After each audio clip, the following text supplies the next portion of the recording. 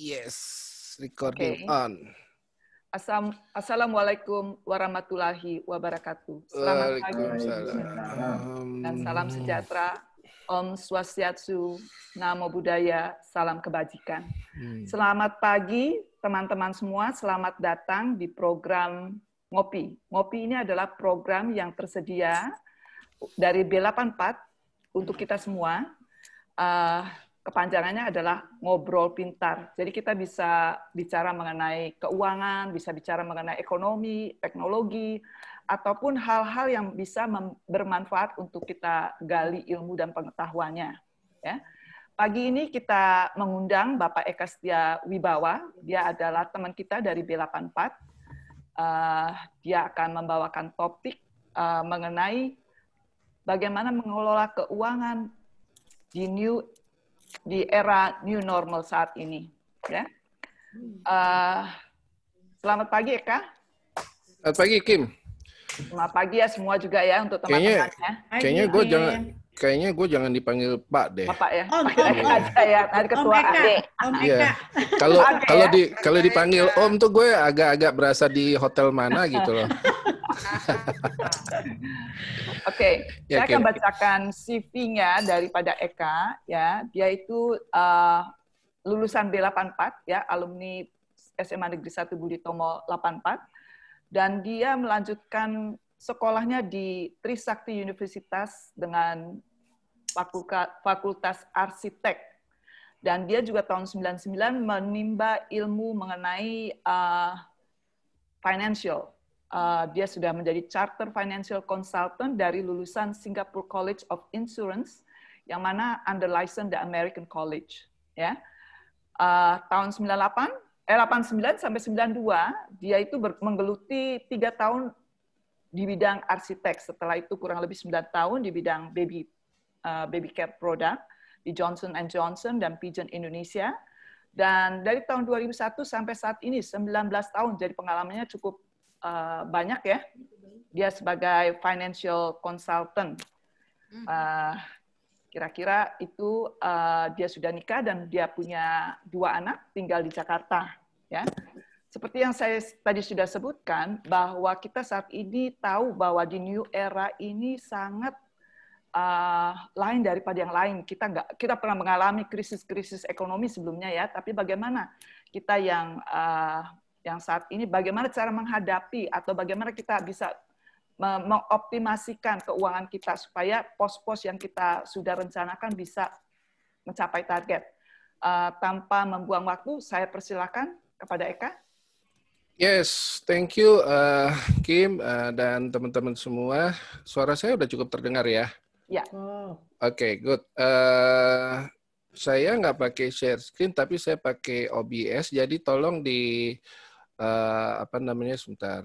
Ya, jadi tolong di wajah saya di screen saya di pin aja ya supaya yang paling besar gitu ya.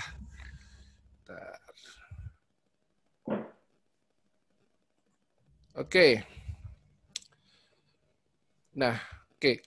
Jadi teman-teman, selamat datang di era new normal ya, era yang orang bilang ini bakalan nanti normal seperti sedia kala. Ternyata sih enggak sih, menurut banyak pengalaman orang akan normalnya itu ya sekarang ini normalnya enggak seperti yang kemarin ya. Saya baru ngobrol sama teman-teman di China ya, yang tempat awalnya COVID ini berlangsung ya. Tahu nggak teman-teman, itu udah dibuka semua, tapi orang-orang sekarang ini masih ogah untuk pergi ke restoran. Ya, jadi restoran di sana masih dying gitu ya, bisnisnya masih menurun, belum back to normal beneran. Kenapa? Karena segala sesuatu kebiasaan yang sudah terjadi 21 hari berturut-turut katanya akan menjadi menjadi kebiasaan baru, dan itulah yang terjadi di China ya. So, oke, kita lanjut. Jadi itulah yang pengertian new normal ini yang kayak gimana. Nah, sekarang Anda mesti pahamin bahwa yang namanya krisis ini akan terus terjadi ya. Krisis ini bukan pertama kali, kita tahu ya, krisis ini akan terjadi berulang-ulang, dan teman-teman bisa tahu mulai dari tahun tahun World War pertama ya, Perang Dunia Pertama, kemudian Great Depression tahun 29 sampai tahun 33 itu orang di Amerika sampai ngantri-ngantri kayak gitu untuk hanya sepotong roti ya. Kemudian juga yang paling parah ya tragedi kemanusiaan tahun 45, tahun 40-45 ya, dan ini oil price shock ya waktu itu ya, anggota-anggota OPEC pada embargo minyak ya, sehingga kemana-mana minyak menjadi gila-gilaan harganya, dan kita pernah mengalami dan tidak berharap mengalami lagi di Asian Crisis tahun 97-98. Ya kita nggak ngarepin benar-benaran. Financial crisis pernah terjadi, Lehman Brothers termasuk salah satu, ada nyangkut juga sedikit aset saya di sana ya, tahun 2007-2008 itu karena pengucuran kredit yang gila-gilaan yang nggak pakai prinsip kehati-hatian di sana. Dan nah kali ini yang menjadi sejarah baru buat umat manusia di dunia ya, bukan cuma di Indonesia, yaitu kita mengalami dua krisis sekaligus, krisis kesehatan dan sekaligus juga krisis ekonomi. Dampaknya krisis ekonomi yang nggak ada satu negara pun yang bisa menghindar. Artinya kalau dulu mungkin Asian crisis di negara-negara lain masih bisa survive, tapi sekarang seluruh dunia akan berlaku sama. So, bukan cuman sekali ini aja yang terjadi. Artinya teman-teman mesti lihat ke belakang sejarahnya. Tahun 2003 kita ada SARS, ada flu burung 2009, ada Ebola, MERS, ada Ebola kedua, dan sekarang COVID. Artinya yang disebabkan oleh penyakit ini bisa jadi akan berulang kembali dengan mungkin kita nggak berharap, mungkin bisa lebih dahsyat. Dan yang kalau kita perhatikan sekarang ini waktunya semakin singkat. That's the problem. Ya, ada orang percaya teori konspirasi bahwa ini dibuat dan sebagainya. Ada yang bilang mengatakan ini terjadi alamiah ya, dunia sedang melakukan keseimbangan baru ya, karena manusia terlalu banyak mungkin jumlahnya ya. Dunia punya mekanismenya sendiri. Tapi apapun yang Anda percaya, masalahnya adalah bahwa ini akan kembali berulang atau tidak. Dan saya percaya ini akan kembali berulang ke depan.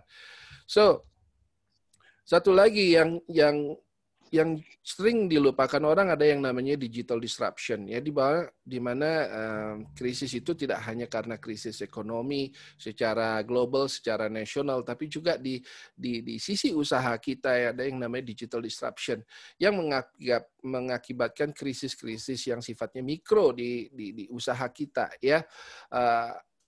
Mulai ada artificial intelligence, big data dan seterusnya yang menyebabkan banyak perusahaan-perusahaan yang tadinya sangat-sangat berjaya menjadi harus tutup ya.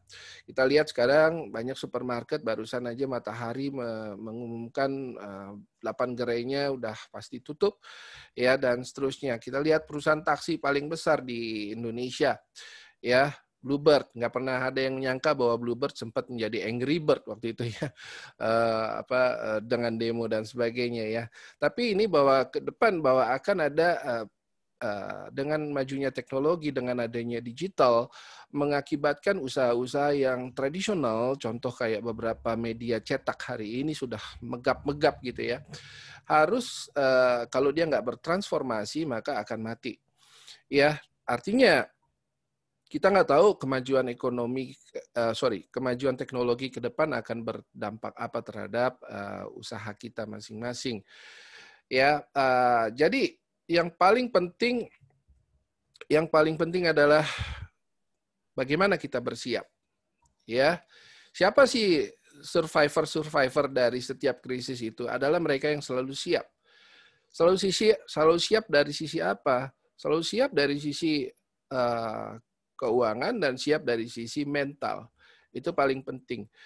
Yang dimaksud dengan mental adalah apa? Bahwa Anda jangan berharap terus bahwa yang namanya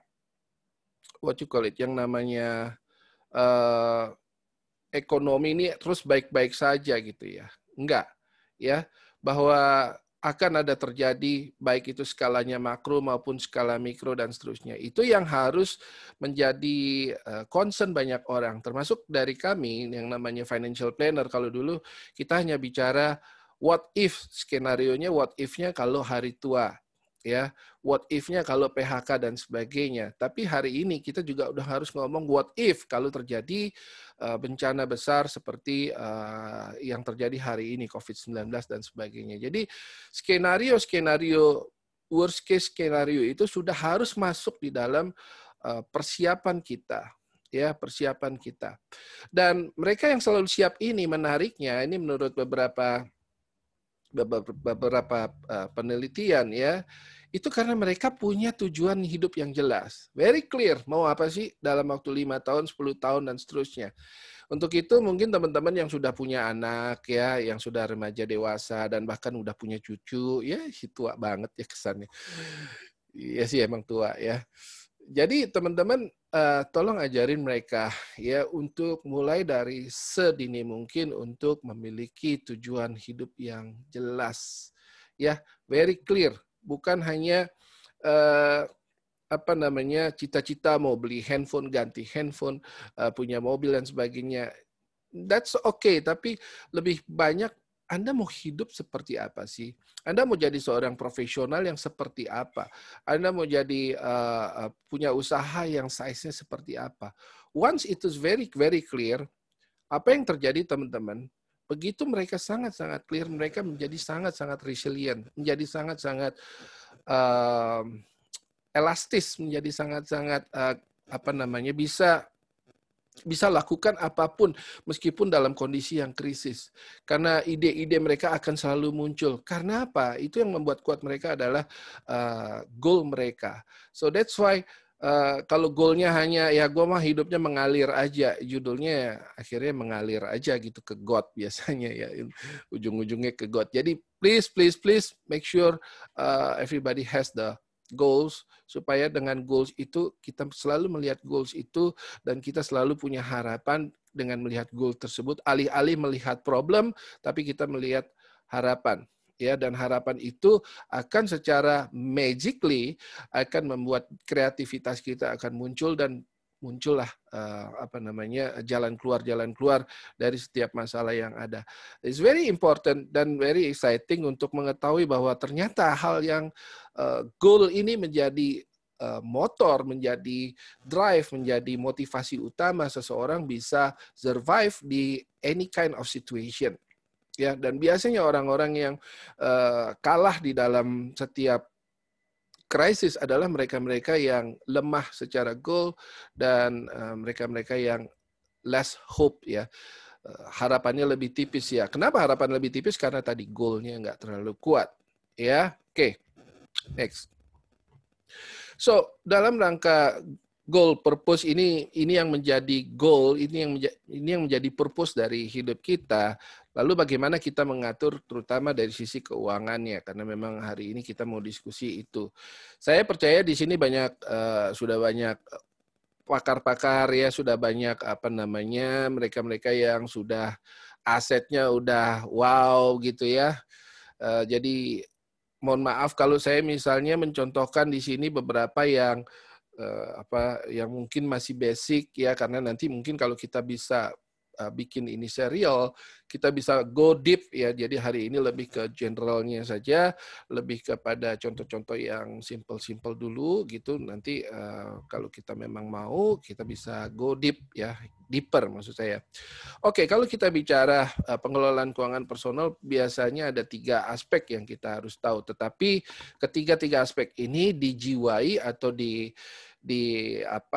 nyawanya adalah goal-nya itu tadi, purpose-nya itu. That's why tolong didik anak-anak kita ya untuk punya purpose sejak awal ya, untuk memahami itu. Memang nggak gampang teman-teman. Saya pun mungkin baru menemukan purpose of my life itu very late actually ya, baru tahun 90-an ya, baru paham ya. Padahal lahir tahun nggak usah disebut ya, kayak gitu. Jadi bagaimana kita pertama mengelola arus kas. Ya, arus kas simple ya, uang masuk, uang keluar. Ya, uang masuk biasanya nggak diatur, uang keluar apalagi nggak diatur ya. Nah, ini. Kemudian kita bicara proteksi. Bagaimana apa yang sudah kita dapatkan ini, apa yang kita sudah aset yang kita sudah punya itu bagaimana agar tidak susut Ya, apalagi dalam jumlah yang cukup signifikan. Disitulah pentingnya misalnya proteksi asuransi dan sebagainya. Ya, kita bicara memproteksi dulu apa yang sudah ada, termasuk memproteksi para penghasilan. Ya, dalam hal ini siapa nih the breadwinner-nya? Ya, yang itu yang paling penting ya. Kadang-kadang klien-klien saya punya proteksi untuk rumahnya dan sebagainya, tapi dia nggak mempunyai proteksi untuk mesin ATM-nya, which is dirinya, gitu ya. Oke, baru kita bicara investasi. Ya, so this is the sequence. Ini adalah urutan-urutan yang jangan dirubah, ya. Bahwa pertama-tama kita harus kas dulu benerin, ya. Kalau nggak ada arus kas kita bener, mana mungkin ada sisa uang untuk proteksi, apalagi investasi, ya. Banyak orang melakukan investasi dulu, akibatnya begitu terjadi musibah, yang terjadi adalah uang investasi itu bisa hilang dalam sekejap dan bahkan arus kasnya menjadi berantakan karena nggak punya proteksi. Ya, so these three things harus ada dan dengan sequence yang benar gitu ya, which is arus kas dulu, kemudian proteksi dan investasi. Dan semuanya tiga-tiganya ini dinyawai atau dijiwai oleh goalnya tersebut. Ya, artinya gini, orang yang suatu saat punya goal, saya mau simple aja, begitu tua hidupnya ya sudahlah, gitu aja ya, menikmati hidup. Akan berbeda dengan cara mengelola uang dengan orang yang punya goal, no, saya harus menjadi politisi, saya harus berjuang. Ya, atau orang-orang yang ingin pada suatu saat saya harus punya minimal 10 perusahaan. Itu totally berbeda cara ngatur arus kasnya. Berbeda mengukur investasinya, ya. So itu. Oke. So please, sekali lagi PR kita yang besar buat mereka yang belum punya kejelasan mau hidup seperti apa dalam 5-10 tahun ke depan, please coba di-define lagi. Ya, lakukan rapat pemegang saham di rumah. Wow, keren ya.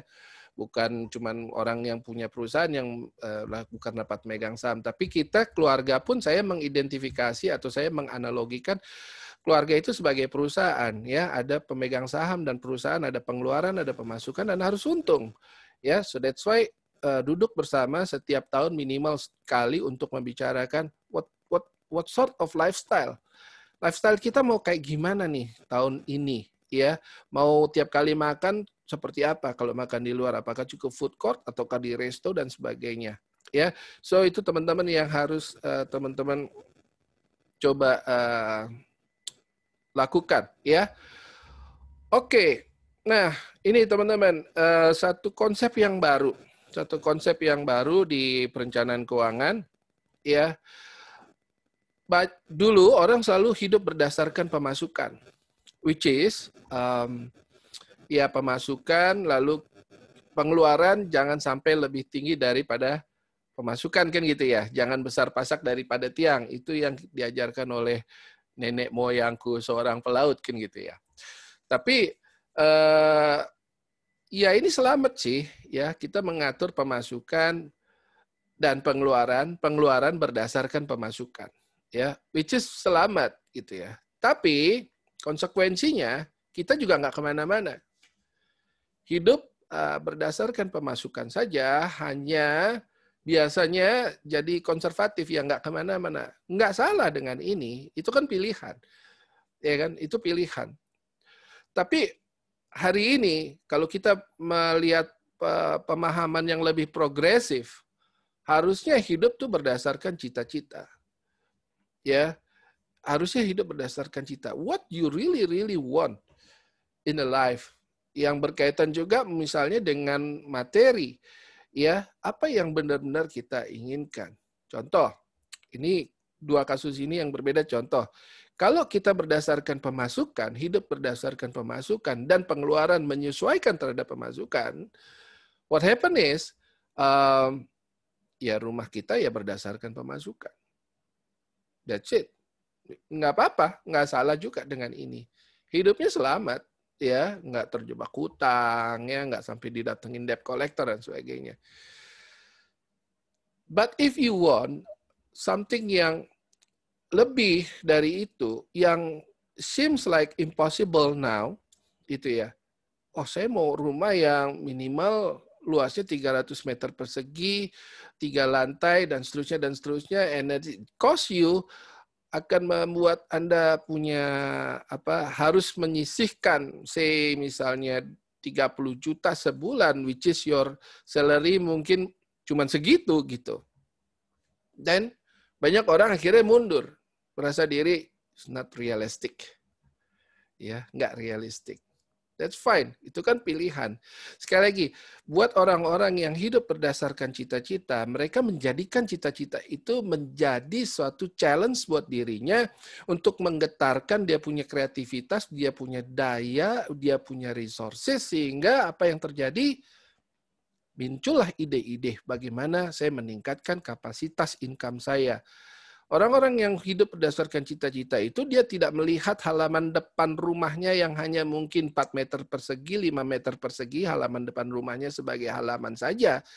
Orang yang hidup berdasarkan cita-cita itu akan melihat 5 meter persegi itu, dia lihat di situ ada 5 ember besar yang berisi lele. Ya, yang dia bisa ternakkan, yang dia bisa lakukan sesuatu during spare time dia, ya, yang dia bisa ternakkan, dia bisa jual, dan dia bisa mengupayakan orang-orang satu RT-nya melakukan peternakan yang sama. Kalau dia udah berhasil, dia bisa menyuruh orang-orang yang lain bersama, dan dia menjadi juru pemasarnya, ya, menjadi hub-nya dan seterusnya. Ya, itu orang-orang yang hidup berdasarkan cita-cita, karena dia nggak mau nyerah dengan apa yang sudah ada hari ini. Dia mau lebih. Ya, orang-orang yang hidup dengan berdasarkan cita-cita, dia akan melihat halaman belakangnya mungkin yang hanya 3 meter persegi itu bukan sebagai halaman belakang, tetapi sebagai laboratorium mengembangkan jamur gitu ya. Itu kalau disusun berapa rak jamur enoki bisa hidup di sana gitu ya. Bukan cuma jamur yang ada di badan saja alias panu gitu ya. Jadi itu teman-teman. So sekali lagi coba di dalam rapat pemegang saham nanti antara Anda dan pasangan Anda. Think about this. Ya. Apakah Anda mau hidup hanya berdasarkan pemasukan ataukah mau berdasarkan cita-cita? It's all about you. Ya, nggak usah peduliin yang lain, nggak usah peduliin bahkan saudara dekat. Kadang-kadang mereka bilang, no, kamu punya hidup kok terlalu mengawang-awang dan sebagainya. You don't care.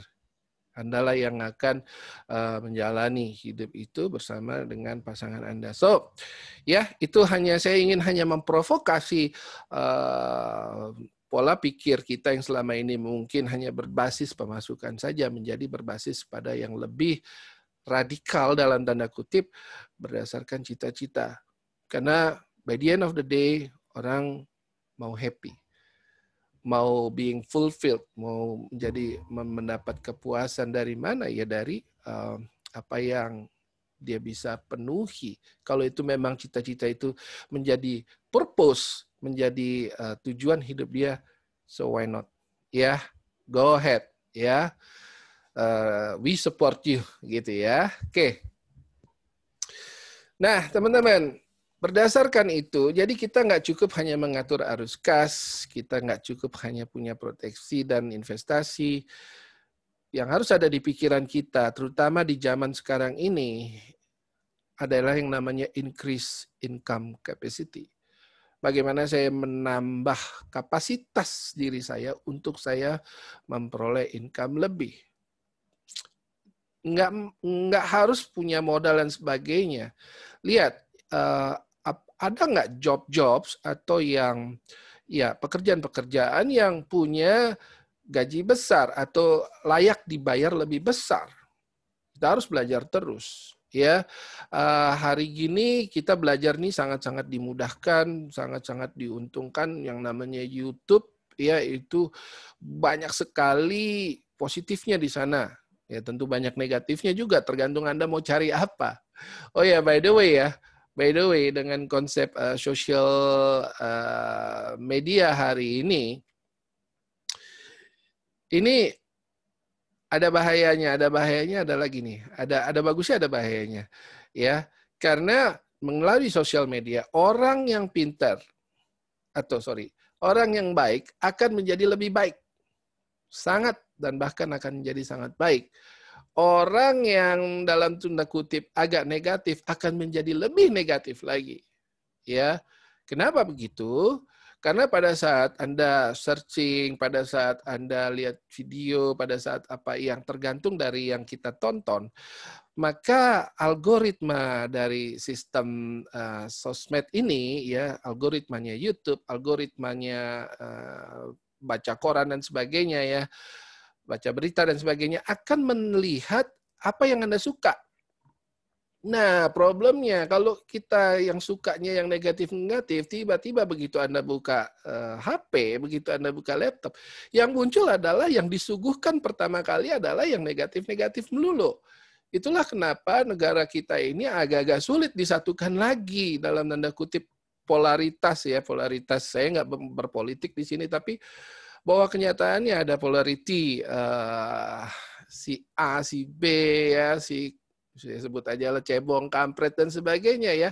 Karena apa? Berita-berita yang akan disuguhkan kepada mereka, ya, berdasarkan algoritma, ya akan muncul seperti itu, gitu. Yang anti Jokowi akan dimunculin yang terus berita-berita seperti itu, sebaliknya juga yang pro Jokowi juga akan terus disuguhin berita-berita yang pro dan seterusnya. Ya, baik lagi ke sini. Jadi apa yang saya ingin sampaikan, kalau Anda mengkonsumsi berita-berita yang negatif, berita-berita yang aduh susah nih hidupnya sekarang ini, very very depression dan sebagainya, Anda akan terus disuguhin berita-berita itu. Tapi alih-alih Anda bisa mulai men-search, ya, berita-berita orang sukses, ya, cerita-cerita mengenai hero, ya, from zero to hero gitu. Anda akan terus disuguhin berita-berita seperti itu yang akan membuat kreativitas Anda menjadi lebih baik setiap harinya dan akan membuat secara ekonomi Anda akan jadi lebih baik, akan menambah increase income capacity Anda, gitu, ya. Salah satu income yang cukup punya high capacity sekarang adalah copywriting. Copywriting. Kenapa? Karena semua orang sekarang ini harus bagaimana mempromosikan diri secara baik di sosmed dan sebagainya. Itu butuh skill untuk menulis, ya. So ini nggak main-main dalam ruang yang singkat, ya, dalam hanya sekotak Instagram, bagaimana Anda bisa menggait perhatian orang dan sebagainya. Itu very very powerful skill dan yang hari ini cukup dibayar mahal, ya. Copywriting salah satunya. Oke, jadi coba mulai sekarang berpikirlah ke depan, apa yang saya bisa tingkatkan, ya. Income stream yang kelihatannya kecil-kecil, ya, ini ada peribahasa dari Swedia, ya. Many small streams will form a big river. It's very true. Ya, Anda punya warung gado-gado, kelihatannya kecil. Tapi kalau ada 30 cabang, gede juga itu judulnya, ya. Itu teman-teman, ya. So, pikirin lagi. Income stream sumber pendapatan apa lagi yang bisa dilakukan. Gini teman-teman, karena kita nggak bisa lagi bergantung pada satu jenis income saja. Hari ini sudah nggak bisa. Ya, saya punya klien, dia menjadi salah seorang pengusaha yang cukup besar. Produksi apa teman-teman? Dia punya pabrik produksi apa? Plastik kresek. Udah dia fokus di situ aja, plastik kresek. Sekarang mati. Gara-gara apa? Udah ada regulasi, nggak boleh pakai plastik dimanapun. Dia nggak punya kesempatan untuk switch cepat-cepat. Ya, padahal saya udah ingatkan sekitar 3 tahun yang lalu, ada nggak coba switch ke jenis yang lain. Ya, mati. Ya, Coca-Cola, kenapa dia sudah mulai merambah kepada minuman-minuman yang kategorinya lebih sehat? Karena dia melihat bahwa ke depan akan mati kalau dia stay di situ. Karena kesadaran orang akan jadi lebih baik gitu, ya, untuk kesehatan, sehingga dia mendiversifikasi dan mendiversifikasinya lebih cepat, lebih mumpung dia punya duit dan mumpung pasarnya percaya akan brandnya. Gitu, ya. Jadi teman-teman mulailah kita berpikir, yuk, saya ini seorang pegawai.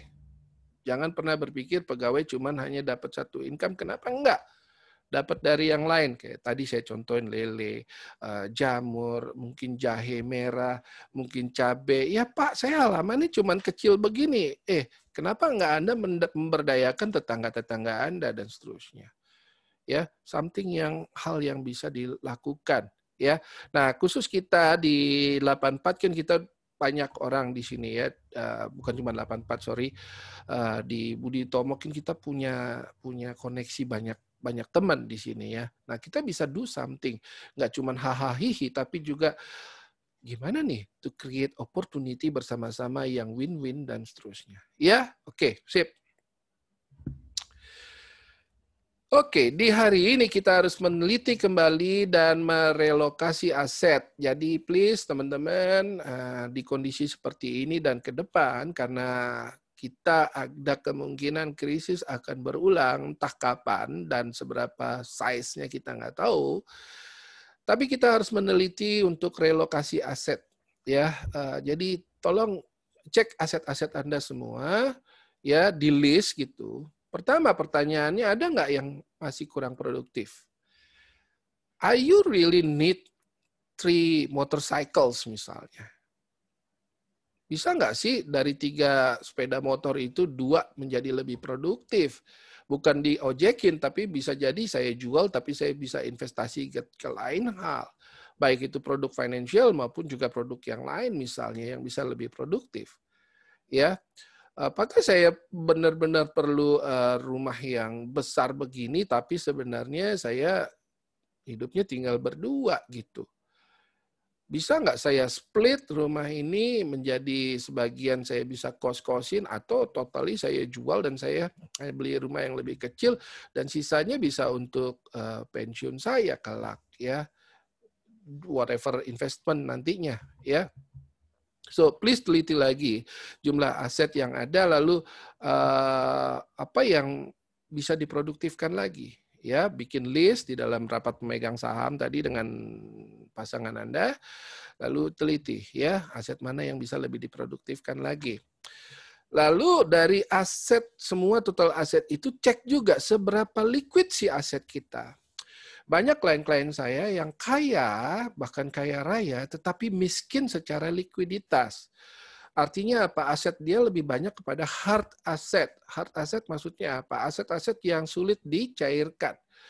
Ya, kebanyakan dalam bentuk properti. Ya, which is properti oke, tapi untuk dicairkan sulit. Ya, jadi kita harus mencari keseimbangan seberapa yang harus gampang diliquidkan just in case terjadi sesuatu, atau jika ada suatu opportunity, harus ada tiba-tiba muncul nih opportunity di depan kita. Aduh, untuk opportunity itu kita harus menyiapkan modal dan sebagainya. So akan menjadi lebih fleksibel buat kita jika kita memiliki juga aset-aset yang liquid yang bisa dipakai untuk memenuhi kebutuhan hidup maupun untuk menggrab opportunity yang tiba-tiba muncul di hadapan kita. Ya, so requirement kita kalau di sisi financial planning, ya requirement kita hari ini adalah minimum kita harus punya liquid asset itu setara dengan 12 bulan kebutuhan hidup kita. Ya, 12 bulan kebutuhan hidup. Maksudnya apa ya? Kalau misalnya kita punya kebutuhan hidup, misalnya, saya yakin di sini banyak yang kebutuhan hidupnya udah 100 juta bahkan 1 miliar sebulan. Ya, amin. Ya, tapi buat mereka mungkin yang saya contohin aja misalnya 10 juta sebulan kebutuhan hidupnya dan harus punya 12 bulan, meaning 120 juta harus standby dalam bentuk yang liquid.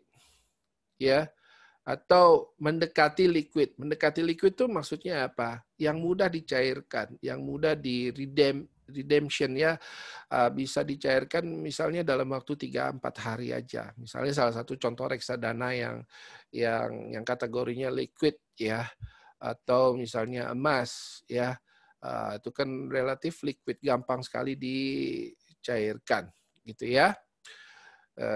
Jangan berpikir kalau lagi ini gue gadein aja gitu ya, apalagi menggadaikan istri, menggadaikan suami, jangan ya. Oke, nah bagaimana buat teman-teman yang ya mohon maaf, ya belum punya nih aset. Jangankan untuk kebutuhan hidup, untuk investasi, mau untuk kebutuhan hidup aja sulit dan seterusnya. Ingat tadi ya, jadikan hope Anda menjadi pengungkit daya kreatif Anda untuk berpikir bagaimana saya memperoleh uang dengan cara yang positif. Anda akan mulai melihat tadi probability opportunity ya, kesempatan mulai dari Anda lihat halaman depan Anda ya bisa dijadikan sesuatu dan seterusnya. Oke, kita lanjut. Nah, kalau kita bicara pengelolaan keuangan personal pada umumnya ya sikap hidup bersyukur dan berbagi ini is very important teman-teman. Biar bagaimana tangan di atas itu menjadi lebih powerful pada saat kita bisa membagikan meskipun kita berkekurangan. Dan ini menjadi cerita sukses dari setiap orang sukses ya yang dulunya susah ya, mereka selalu punya jejak sejarah bahwa mereka pernah berbagi meskipun mereka berkekurangan ya, dan itu mengakibatkan kebanggaan, mereka bisa membagikan sesuatu sehingga itu memunculkan endorfin ya, dan itu membuat kreativitas mereka berkembang dan daya tahan mereka terhadap stres menjadi lebih tinggi. Itu yang mengakibatkan mereka menjadi lebih resilient, lebih survive di kondisi-kondisi yang kurang menguntungkan. Itulah kenapa hidup bersyukur. Ya, orang-orang yang lebih dekat dengan Tuhannya, ya, bukan berarti lebih dekat tuh arti dekat lagi mati gitu. Bukan itu, tapi lebih bagaimana kita bersyukur apapun kondisi hari ini ya. Dengan kita bersyukur kita punya ketenangan. Nah, ketenangan itu menjadi modal utama untuk tidak panik, untuk percaya. Nah, ini yang penting, untuk percaya bahwa ada harapan, ada suatu yang baik di balik ini semua. Ya, itu teman-teman. Jadi itu pentingnya bersyukur, itu membuat kita tenang, dan berbagi itu membuat bangga kita, membuat kita senang, sehingga endorfin muncul dan kreativitas akan muncul. Itu dunia ini sangat-sangat adil teman-teman. Ya, bagi mereka yang semakin banyak berbagi, biasanya mereka akan semakin juga diberkati, semakin juga hidupnya menjadi lebih ringan ya. Nah, berbagi di sini please ya, jangan riak gitu ya. Jangan kasih lihat ke orang, enggak, itu bukan berbagi namanya ya. Dunia ini tidak akan memberi balik kepada Anda karena dianggap Anda sudah mendapatkan upahnya. Jadi enggak, bukan seperti itu. Oke? Berbagi secara ikhlas. Rapat megang saham sudah saya jelaskan tadi. Kelola uang dengan cerdas. Maksudnya apa dengan cerdas? Anda harus menimbang lagi. Kalau Anda mau membeli sesuatu, apalagi dalam jumlah yang besar, Anda akan harus bertanya dalam diri Anda dan dalam pembicaraan dengan pasangan, apakah ini akan menguntungkan secara jangka panjang? That's the first question. Second question, apakah yang akan saya belanjakan ini ataukah yang akan saya investasikan ini akan membuat saya menjadi lebih dekat dengan cita-cita saya? Kalau it's just for fun, lupain. Ya, lupakan. Ya, so ini kelola uang dengan cerdas. Artinya dalam rangka kita mau spending, ya saya cuma mau makan, mau kumpul-kumpul keluarga, apa perlunya sih saya ke resto yang mahal sementara di food court ada? Ya, of course ada nilai-nilai, oh, kan enak juga masuk resto yang mahal. Ya oke lah, mungkin kita bisa bikin program sebulan sekali alih-alih setiap keluar makan gitu. Ya, itu yang maksud dengan kelola uang dengan cerdas. Kemudian berhemat untuk berkembang. Ini penting. Kalau Anda melakukan penghematan, tapi judul-judulnya adalah Anda menderita, pasti penghematan itu hanya terjadi ya 1 bulan 2 bulan, after that ya akan hancur lagi gitu ya. Siapa yang punya New Year's resolution ya, bentar lagi kita masuk ke 2021, biasanya orang punya resolusi tahun baru. Biasanya mereka bilang saya akan mau menabung sekian, ya saya mau investasi sekian % dari pendapatan saya. And itu akan terjadi 1 bulan 1 bulan 2 bulan pertama saja. And after that lupain gitu ya. Kenapa? Karena berhemat yang membuat menderita. Nah, berhemat untuk berkembang is different concept. Berhemat untuk berkembang artinya apa? Ini dia tadi, balik lagi. Kalau Anda punya goals, dan untuk mencapai goals itu Anda harus berhemat, itu berbeda dengan kalau Anda harus berhemat semata-mata supaya cukup. Ya, tapi kalau Anda berhemat untuk mencapai goal Anda, maka pengorbanan Anda terasa manis. Maka Anda nggak akan merasa menderita, maka program penghematan Anda akan berjalan dengan baik. Ya itu teman-teman. Jadi orang yang berhemat misalnya, saya pernah suatu saat ya dengan posisi saya puji Tuhan yang udah lumayan ya, dan ada satu orang yang datang kebetulan memergokin saya sedang makan satu keluarga di food court ya. Dan orang itu ngomong, kok Pak Eka ngomong makannya sekeluarga di food court sih? Itu ada resto loh yang keren dan sebagainya. Ya, saya cuman hahaha aja ya. Tapi dalam hati, who cares? Gitu loh. It's my life. So what gitu loh. Ya. Jadi itu. Memang dengan itu saya akan berhemat, tapi saya tahu saya harus ngumpulin modal dan sebagainya. Saya tahu saya melakukan itu, dan anak-anak saya pun tahu bahwa kita melakukan itu karena kita mau sama-sama berkembang. So it's different story. Jadi hemat itu bukan pelit for sure ya, dan hemat itu bagaimana kita berhemat bukan untuk menyusahkan hidup kita, tetapi untuk berkembang. Itu yang dengan konsep mengelola uang dengan cerdas, karena yang kita lihat adalah goal kita ke depan. Mana yang lebih menguntungkan secara jangka panjang. Apakah pengelolaan keuangan yang saya lakukan, gaya hidup yang saya lakukan ini membuat saya menjadi lebih dekat dengan cita-cita saya atau bahkan menjauhkan. Ya, oke. Pengelolaan keuangan berbasis cita-citanya tadi udah saya sampaikan, dan cita-cita ini harus terukur. Gini teman-teman, banyak orang bercita-cita itu nanti kalau saya udah dapat duit banyak, saya ganti mobil. Nanti kalau saya udah duit banyak, kamu kuliahnya jangan di sini. Nah, namun kuliahnya di di Australia dan sebagainya. Ya, nggak bisa kalau cuman nanti. Judulnya nanti kalau gitu kan. Ya ini susah. Ya, tapi harus terukur. Ya berapa sih biaya menyekolahkan anak di Australia? Sekian tahun lagi menjadi berapa? Ya, dan bagaimana untuk mencapai itu? Ya ini memang perlu ngitung-ngitung ya. Nanti di kesempatan lain saya akan mungkin bisa bagikan bagaimana cara menghitungnya, future value-nya ya, biaya yang akan datangnya, lalu apa yang harus dipersiapkan, lalu berapa sih harus investasi dan seterusnya. Ya, oke. Tapi intinya cita-cita harus terukur. Nah, banyak orang yang melihat cita-cita, oh saya mau sekolah ke anak Australia, begitu tahu biayanya lalu mundur.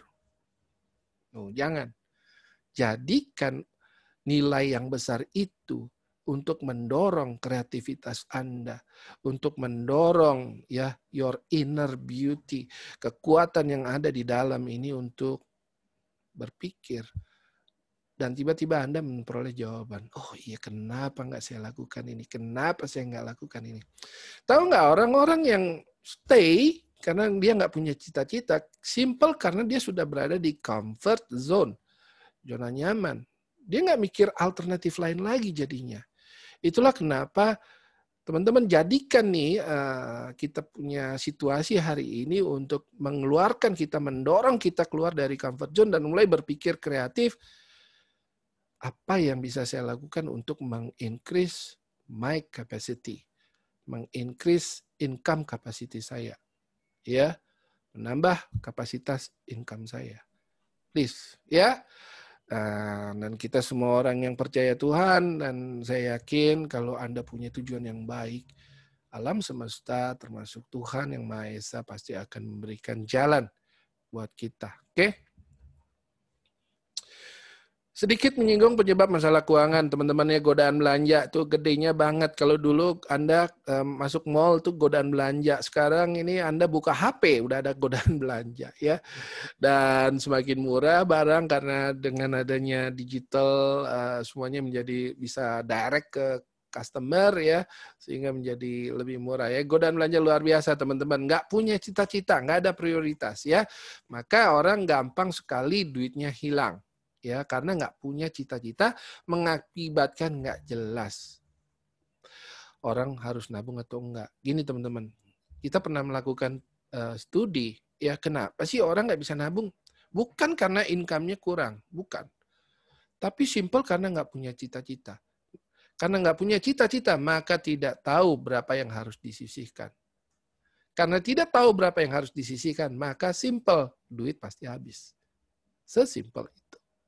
So, ini menjadi penting. Cita-cita nggak harus yang jangka panjang, yang 10-15 tahun, tapi bagilah cita-cita yang jangka menengah, jangka panjang, dan juga jangka pendek. Karena ini yang akan mendrive Anda untuk, yes, akhir tahun nanti kita akan jalan-jalan ke Bali, kita akan jalan-jalan ke Singapura dan sebagainya. Untuk itu kita harus menyisihkan sekian dan sebagainya. Dan ini penting buat anak-anak kita, terutama yang baru mulai kerja ya, untuk lakukan hal yang sama. Tidak punya anggaran belanja, ini nanti saya sampaikan. Dan hidup dengan apa kata orang. Ya, apa kata orang nih kalau gue nyumbangnya cuma sekian, kalau diundang pernikahan gitu. Ya orang diundang pernikahan yang dipikirin apa? Apa kata dia ya kalau gue nyumbang cuma segini. Padahal kemampuannya memang cuma segitu. So what? Be yourself. Ya, yang penting kan tulus. Daripada ngasih banyak tapi nggak tulus. Ya, oke. Tips praktis dari saya, batasin bawa uang tunai. Hari ini teman-teman yang lebih berbahaya dari dulu orang berpikir kartu kredit yang berbahaya. Teman-teman sekarang yang lebih berbahaya adalah kartu debit. Kenapa? Karena kalau Anda mengantungin kartu debit dengan saldo di sana 30 juta misalnya, ya berarti Anda ngantongin 30 juta kemana-mana. Cukup Anda memasukkan PIN, that's it. Gitu. Ya. Anda udah bisa belanja ya kapanpun, dimanapun.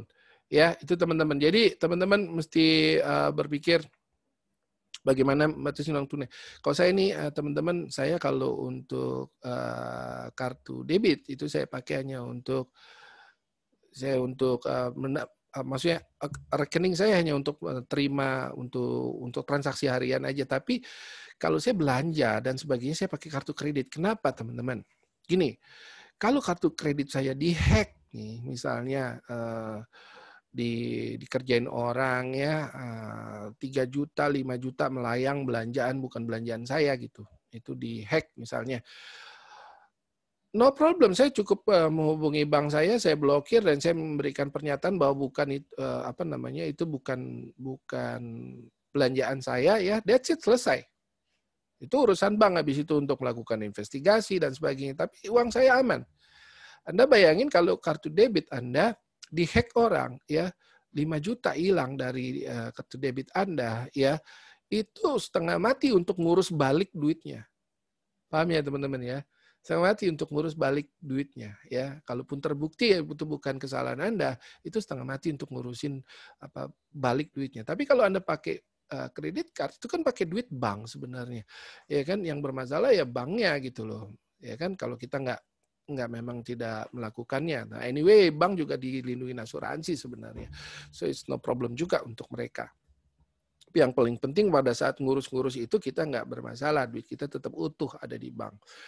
Oke, buka 2 rekening A untuk transaksi harian ya, yang untuk harian, dan transaksi B ini untuk selamatkan dana dulu. Jadi konsepnya adalah terutama buat teman-teman yang kategorinya selama ini nggak bisa nabung dalam tanda kutip ya, nggak bisa nabung, selamatin dulu dananya ya. Oke, ke rekening B ya. Rekening B ini kalau dikasih kartu debit ya simpan aja di rumah lah ya. Pokoknya setiap dapat, ini komitmen. Setiap dapat uang ya sisihkan 10%, 15%, 20%, 30% is up to you ya untuk ke rekening B dulu ini. Ya, ini untuk safety first dulu. Ya, baru nanti dipikirin ini saya mau apain. Ya, itu. Dan Anda harus pahamin bahwa yang di rekening B ini adalah bukan untuk konsumsi. That's it. Ya, itu teman-teman ya. Fokus pada kebutuhan, tanyakan bisa nggak ditunda, ini simple ya. Kalau misalnya Anda mau belanja yang namanya godaan, yang namanya saya juga selalu tergoda gitu ya. Cuman selalu kita punya remnya ini adalah pertanyaan, bisa nggak ditunda? Kalau ternyata bisa ditunda dan ini bukan jadi kebutuhan, ini hanya masih sebatas keinginan, that's it. Kalau yang namanya kebutuhan itu ya keinginan yang udah nggak bisa ditunda lagi gitu ya. Jangan Anda bilang kalau sepatu Anda udah bengkak gitu, udah megar gitu, udahlah itu udah pasti kebutuhan ya. Oke. Lacak pengeluaran ini terutama buat teman-teman yang merasa gue nggak mungkin nabung gitu. Gue nggak mungkin nabung. Ya penghasilan gue sama pengeluaran gue udah ngepas banget, malah gue ngutang gitu. Jangan cepat-cepat nyalain penghasilan kurang loh.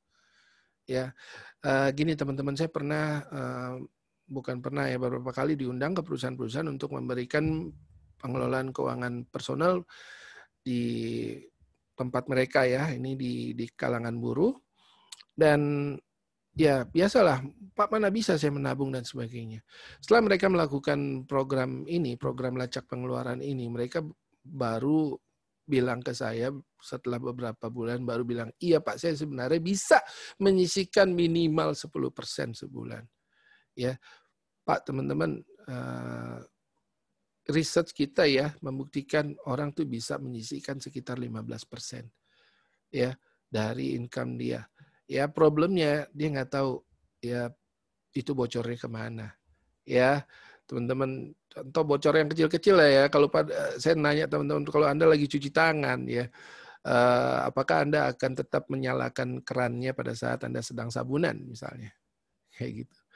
Ya itu bocor kecil-kecil ya. Tapi kita nggak ngajarin pelit di sini teman-teman. Jangan wah Eka ngajarin pelit. No, ya nanti kita lihat lacak pengeluaran. Ya, dan tentukan gaya hidup. It is your life, jangan pedulikan orang lain ya. So what gitu loh. Saya sendiri lagi mau beli mobil Cina gitu. Orang lain bilang, aduh mobil, enggak lah. Yang penting gue emang lagi murah, gue lagi butuh untuk investasi yang lain. So what gitu loh. Ya, oke. APBR, Anggaran Pendapatan Belanja Rumah Tangga. Jadi kita harus punya yang namanya anggaran atau budget ya. Teman-teman perempuan biasanya melakukan pencatatan tapi yang sudah terjadi. So what? Udah nggak ada nilai strategisnya lagi. Sudah terjadi gitu. Hanya bisa menyesali gitu ya. Baca lagi pengeluaran, duh gila nih kita pengeluaran begini-begini. Ya so what gitu. Udah terjadi, nggak bisa diapa-apain. Ya yang saya maksud dengan anggaran pendapatan belanja rumah tangga adalah yang the next gitu ya. Yang akan terjadi. Itu yang kita perlu. Ingat teman-teman, keluarga adalah saya analogikan sama dengan perusahaan ya, which is di mana ada pengeluaran, ada pemasukan dan harus untung, sama. Ya kalau kita keluarga tidak mengalami keuntungan atau profit atau surplus setiap bulannya atau setiap tahunnya, nah ya keluarga kita bangkrut judulnya, sama kayak perusahaan. Ya, so itulah pentingnya kenapa perusahaan yang besar banget ya tetap memerlukan yang namanya anggaran ya. Kita juga ya sebagai perusahaan, sebagai keluarga. Ini contoh program lacak uang. Teman-teman kalau buat ini enggak semuanya, saya yakin teman-teman di sini keren semua ya. Tapi kalau buat teman-teman yang punya pegawai misalnya yang kerjaannya pinjam duit dulu ya dan sebagainya, coba tolong suruh mereka melakukan ini ya. Mereka harus mencatat pengeluaran setiap kali mereka punya pengeluaran, mereka catat dulu. Catatnya ya misalnya kayak gini nih ya. Nah, ini jumlahnya berapa ya, mereka catat, ini pengeluaran ya. Ini catat ya di buku biasa, di kertas biasa dan sebagainya. Nah, setelah 1 bulan, ini 1 bulan, minimal seminggu teman-teman. Makanya ini menjengkelkan, program ini menjengkelkan tapi efeknya luar biasa ya. Minimal seminggu Anda lakukan ini. Lalu Anda lihat ya, dari atas ke bawah, plototin mana yang bisa diganti, mana yang bisa di stop, mana yang tetap. Ya. Nah, are you sure kita merokok 1 bungkus gitu ya, bisa nggak dikurangin gitu ya. Nah, ini ada beberapa peserta seminar, saya mengadakan seminar di beberapa tempat. Ya dia bilang, Pak saya bisa Pak berhenti rokoknya. Saya nggak belanja rokok lagi. Oh keren gitu ya. Tapi saya tetap ngerokok. Gimana caranya? Ya mintalah. Ya mintalah maka kau akan diberikan. Kan gitu ya peribahasanya. Maka Ya, ini salah satu contoh bagaimana Anda lihat nih penghematan yang terjadi dari yang diganti, ya, ganti jadi 5.000 misalnya, alih-alih 15.000 ganti jadi yang 5.000 aja.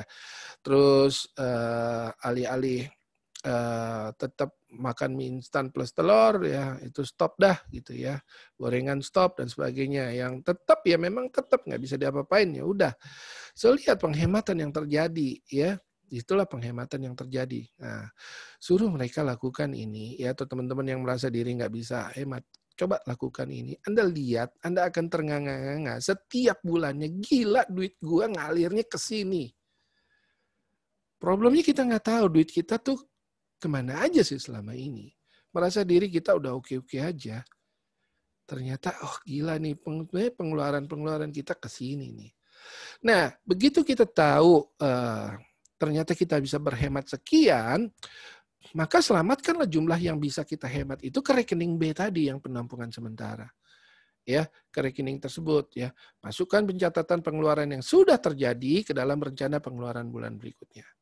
Ya, artinya yang sudah ditrim tadi ya, itu menjadi dan baru cukupkan biaya hidup untuk rencana pengeluaran tersebut. Tapi sekali lagi jangan kita berhemat untuk menderita, tapi berhemat untuk dalam rangka berkembang. Ya, itu teman-teman. So, berikutnya adalah anggaran pendapatan belanja rumah tangga. Kalau negara punya APBN, kita punya APBR ya, anggaran pendapatan belanja rumah tangga. Ini tujuannya adalah agar terlihat sejak awal ya kapan akan terjadi surplus atau defisit. Sejak awal kita udah tahu, oh di bulan-bulan tertentu nih kita akan defisit, oh di bulan-bulan tertentu kita akan surplus. Ya, tuh. Kalau kita diprediksi akan defisit, maka evaluasi lagi. Ada nggak pengeluaran yang bisa kita trim? Ini langsung contohnya aja. Ini contoh teman-teman. Kalau kita nggak punya anggaran, Saya contohnya angka yang kecil ya teman-teman ya. Saya yakin teman-teman di sini udah konglomerat semua. Amin. Ya, tapi saya contohnya yang kecil-kecil aja di sini ya. Misalnya pemasukan 4 juta. Ya, bacanya jangan 4 juta lah, bacanya 400 juta lah gitu ya, atau 40 juta gitu ya. Lalu pengeluaran 3,5 juta, ya sisa uang 500.000. Gitu ya, sisa uang 500.000. Ini kita anggap nggak punya anggaran ini ya. Kemudian bulan depan ada pemasukan double, misalnya ada THR, jadi alih-alih 4 juta dapatnya 8 juta. Tapi biasanya pemasukan lebih banyak, yang ada di kepala kita adalah rencana pengeluaran lebih banyak juga ya. Udah nyiapin oleh-oleh, udah nyiapin angpau dan sebagainya, sehingga judul-judulnya pengeluarannya minus. Ya, so minus 300.000. Dan bulan berikutnya balik lagi pemasukannya 5 juta, pengeluarannya ngepas, ada jatuh tempo ya. Misalnya kuliah anak jatuh tempo ya, sewa ini jatuh tempo dan sebagainya, nggak gitu. STNK jatuh tempo dan sebagainya. Oke, sehingga impas. Nah, kita lihat teman-teman. Harusnya kalau kita lihat skenario ini, harusnya di bulan pertama surplus 500.000, di bulan kedua minus 300.000, bulan ketiga 0, harusnya di akhir bulan ketiga kita masih punya duit, betul nggak? Harusnya masih punya duit 200.000, betul nggak? Iya kan? Tapi karena kita tidak punya ini, ya, jadi ini semua tidak ada. Maka yang kita tahu hanya apa? Yang kita tahu hanya di akhir bulan pertama masih ada saldo 500.000 di ATM kita. Apa yang terjadi teman-teman? Biasanya habis. Gitu. Inilah yang menyebabkan jebakan hutang akhirnya. Karena di bulan pada saat kita surplus, kita nggak menyimpan. Dan pada saat di bulan kita defisit, akhirnya kita harus berhutang. Itulah kenapa anggaran pendapatan belanja rumah tangga ini akan memberikan gambaran ke kita kapan kira-kira kita surplus, kapan kira-kira kita defisit. Ya, inilah teman-teman, ini contoh aja, contoh ya, saya punya anggaran kayak gini ya, tapi ini pasti lebih rinci lagi, teman-teman silakan aja bikin ya, mau di Excel, mau di whatever, silakan aja. Ya ini terutama menjadi relevan, menjadi penting, terutama di kondisi-kondisi seperti ini. Ya, nah ini teman-teman, Contoh nih, contoh lagi-lagi pakai apa namanya, pakai UMR gitu ya. Saya yakin teman-teman di sini bacanya jangan 4 juta, di sini bacanya berapa? 400 juta gitu ya. Nah, jualan sayuran atau jualan online ya 1,5 miliar gitu ya. Sehingga total persediaan uang di bulan pertama adalah 5,5 dan seterusnya. Investasi kita masukkan sebagai pengeluaran teman-teman ya. Investasi untuk anak S1 ya 400.000 misalnya 300.000 untuk modal usaha, asuransi 200.000, total pengeluaran sekian, biaya hidup sekian dan seterusnya. Sehingga akhir bulan ada sekian. Nah, bulan kedua demikian ya 100.000 ini ya akan masuk menjadi saldo awal bulan ya. Bikin yang sederhana aja ya sehingga di akhir bulan kedua akan ada sisa 200.000 ya 200.000 ini masuk di saldo awal bulan ketiga dan seterusnya teman-teman. Nah kita lihat di sini kapan kita defisit. Nah ini tiba-tiba kita defisit di sini. Kenapa? Karena ada STNK nih yang jatuh tempo di sini tiba-tiba jreng. So penyebab seseorang bisa defisit tiba-tiba, ini saya lanjutkan dulu ya. Nah, yang bisa menyebabkan dia defisit tiba-tiba adalah karena tiba-tiba ada pengeluaran yang tinggi. Tapi kalau pengeluaran yang tinggi itu kita bisa prediksi sebelumnya, kayak STNK kan udah pasti jatuh temponya kita tahu. Kenapa nggak kita posting di sini sebelumnya? Ya kan? Ini misalnya 500.000, ya postingnya 100, 100, 100, 100, 100. Sehingga ada buat apa namanya? Ada persediaan di sini. Ya itu teman-teman. Jadi coba perhatikan teman-teman ya ada nggak anggaran-anggaran nanti pada saat menyusun anggaran ada nggak tiba-tiba anggaran-anggaran tertentu yang muncul di bulan-bulan tertentu yang itu sifatnya wajib dan dia menyebabkan spike, dia menyebabkan lonjakan yang tiba-tiba. Itulah yang menyebabkan kita defisit di situ. So alih-alih langsung tinggi di bulan tersebut, kenapa nggak kita mundurkan di sini? Kita cicil di sebelumnya. Ingat, jadi kita punya 2 rekening, rekening A dan rekening B. So kita bisa menyelamatkan anggaran untuk STNK ini, ya kita cicil di rekening B. Ya, sehingga wajahnya akan menjadi seperti ini. Ini tadi kan minus 100, di baliknya kalau kita sudah sisipkan begini, maka jadi plus 100. Ya, di ujungnya. Ya, seperti itu teman-teman. Oke. Tindak lanjut APBR ya jika terjadi kekurangan uang defisit maka evaluasi kembali pengeluaran. Ada nggak yang masih bisa dikurangin?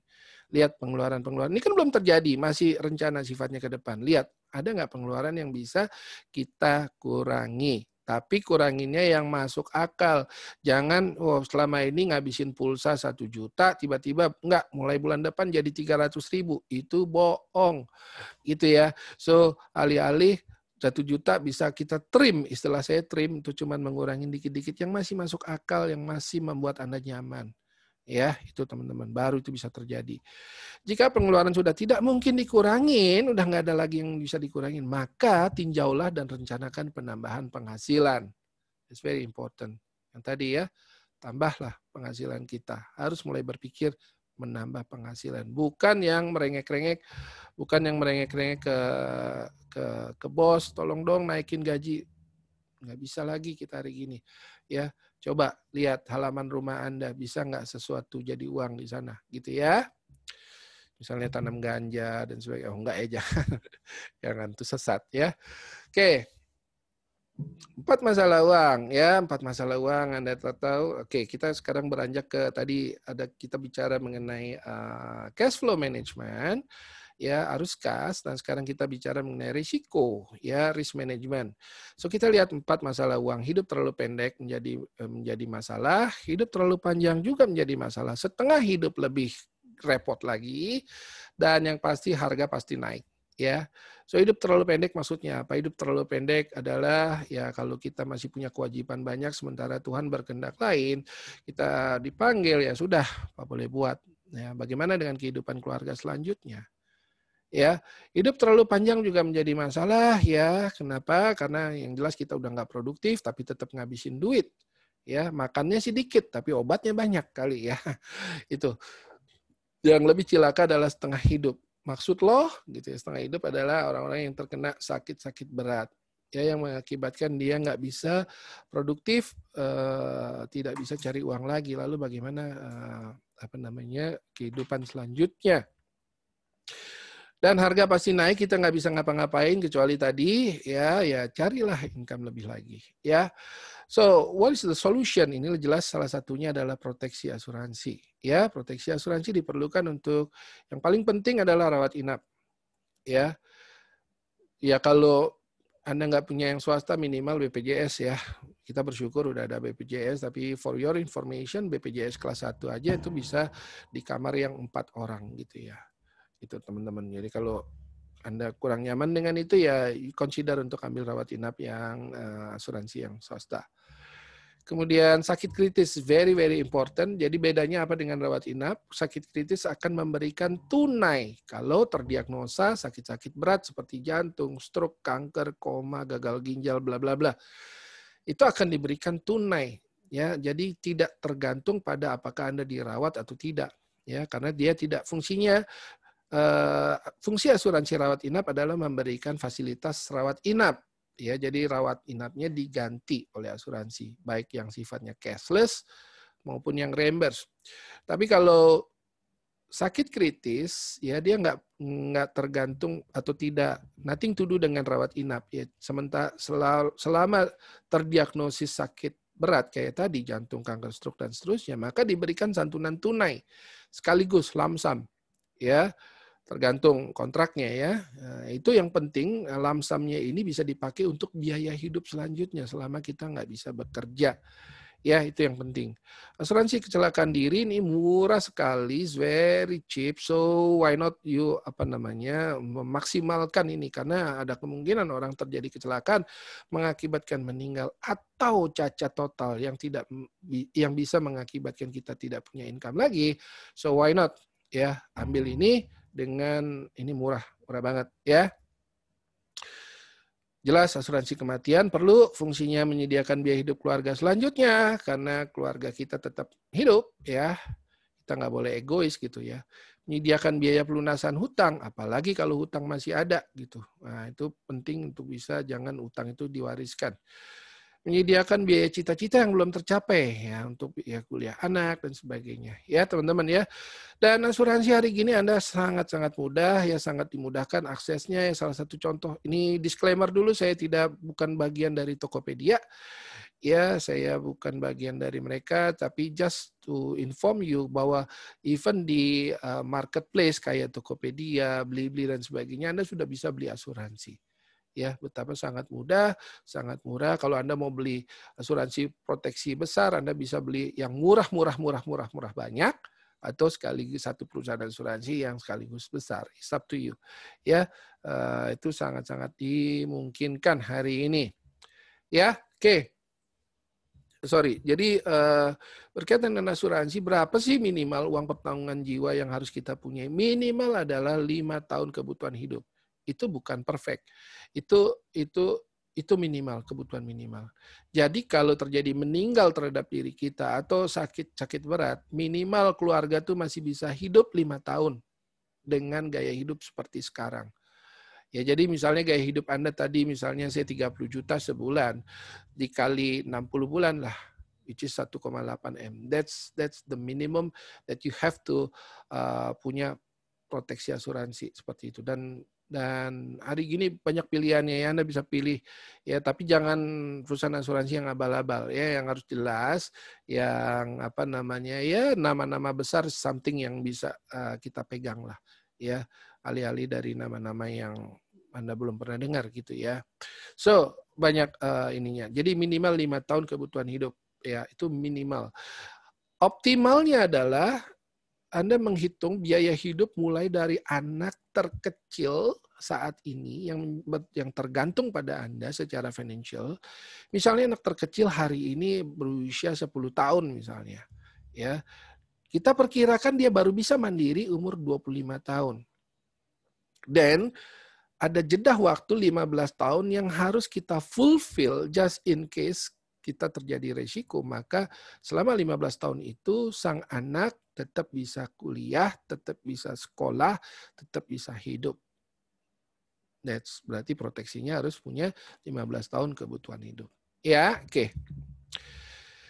Next, konsep yang terakhir adalah investasi. Ya, prinsip dari investasi adalah imbal hasil harus lebih tinggi dari inflasi. That's one thing. Oh ya, teman-teman, bagaimana membedakan investasi yang benar dengan investasi yang bodong?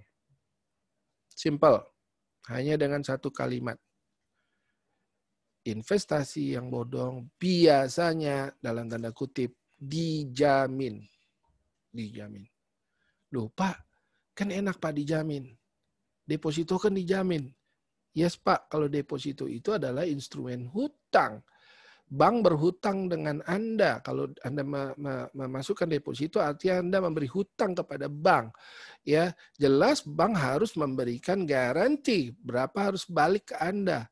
Itu perjanjian hutang piutang seperti biasa. Ya, itu bukan itu karena Anda hutang ya Anda harus jelas balikin mau berapa gitu kan, itu perjanjian hutang piutang aja gitu.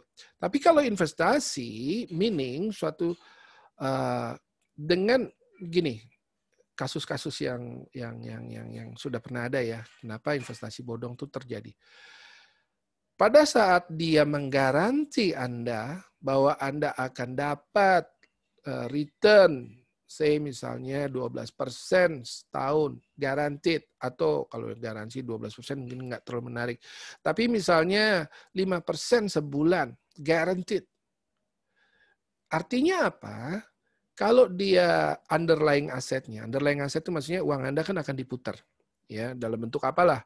Dalam bentuk financial product, ataupun misal dalam bentuk pernah dengar kan dalam bentuk telur bebek lah ya, jati ya, singkong dan sebagainya ya gitu ya, yang namanya dikembangkan di jasa-jasa atau di industri seperti itu ya, which is make sense gitu. Tapi dengan menggaransi artinya dia apa? Kalau lagi bagus oke, kalau lagi jelek gimana? Yang namanya investasi apapun, even properti pun bisa nggak turun harganya? Pak, Ibu, kalau ada yang bilang properti naik terus, nonsense Bu. Ada satu waktu dia bisa turun. Kalaupun naik nggak bisa dijual, ya sama juga bohong. Ya, bukan real price, bukan market value yang sebenarnya. Kalau market value yang sebenarnya hari gini nih, contoh Anda menjual properti jangan berharap naik, ya. Bisa jadi turun gitu. Ya jadi underlying aset, aset di mana uang Anda akan diputar, itu nggak ada ceritanya nggak bisa turun. Ya. Nah kalau pas lagi naik, lagi bagus, oke dia bisa memenuhi janjinya kepada Anda yang 5% tiap bulan. Tapi pada saat lagi turun gimana ceritanya? Tiba-tiba mereka menjadi berhutang pada Anda. Betul ya? Jadi berhutang. Lalu untuk menutupi hutang itu gimana caranya? Mereka ambil nasabah baru. Nah, dari uang nasabah itu untuk membayar kewajiban mereka itu, bayar jaminan mereka itu. Ini terus berlaku demikian meskipun awalnya mereka tidak bermaksud menipu, tetapi dengan terjadinya garansi ini membuat mereka terjebak dan terpaksa kabur pada satu titik. Yaitu teman-teman. Jadi yang namanya investasi, kalau kita ngomong bicara investasi, hukumnya pertama harus lebih tinggi dari inflasi, sebab kalau Anda lebih rendah dari inflasi, ya uang Anda secara value bukannya bertambah tapi menciut. Ya, jadi contohnya kalau Anda cuma di deposito aja ya, itu pasti akan habis secara value. Ya, nanti kapan-kapan kita akan lebih deep di sini ya. Saya tahu ada banyak manajer investasi ya. Salah satu teman saya ini Priyo ya, salah satu manajer investasi yang luar biasa ya. Nah, teman-teman lagi-lagi kalau kita bicara, kalau Anda nggak ngerti investasi apa saham dan sebagainya, Anda nggak usah pusing, Anda ikut reksadana aja ya. Reksadana itu simpel, uang kita titipin di mereka akan kelola gitu ya. Dan Anda sekarang dulu tuh reksadana minimal masuk 1 juta, sekarang dengan adanya online, dengan ada digital, sekali lagi ini saya bukan bagian dari Bibit, bukan bagian dari Bareksa ya. Ini cuma contoh aja, jadi disclaimer dulu nih ya, ini Anda bisa investasi salah satu di di 2 platform ya. Platformnya udah ada, Anda tinggal pilih, Anda tinggal belajar dan sebagainya. Ya, nanti kesempatan lain kita akan belajar. Tapi untuk pemula is very sangat-sangat dimungkinkan karena ini dengan 200.000 bahkan ada yang 100.000 kalau nggak salah, dengan 100.000 pun Anda sudah bisa mulai ya dengan reksadana dengan berbagai pilihan jenis ya, reksadana jenis pasar uang, jenis pendapatan tetap. Jadi kalau kita bicara reksadana itu bukan satu jenis ya teman-teman ya, terutama yang mungkin masih awam terhadap reksadana. Jadi reksadana itu berbagai jenisnya, mulai dari yang resikonya paling rendah sampai yang paling fluktuatif ya. Risiko paling rendah misalnya pasar uang, itu uang Anda dimasukkan ke deposito juga, tetapi dengan gain yang lebih baik ya, atau dengan return yang lebih baik biasanya. Kemudian reksadana jenis pendapatan tetap ya, fixed income, itu biasanya masuk dalam obligasi ya, untuk membeli obligasi atau surat hutang ya, baik surat hutang negara maupun surat hutang dari swasta yang baik ya. Dan yang ketiga biasanya yang jenis equity fund, atau uang Anda diputar ke dalam saham ya, instrumen saham ya. Ada juga managed fund. Biasanya managed fund itu adalah gabungan dari berbagai, isinya gado-gado. Jadi ada deposito di dalamnya, ada obligasi, ada saham dan sebagainya. Nah, yang paling penting, semakin Anda ambil risiko, semakin Anda harus jangka panjang. Itu aja.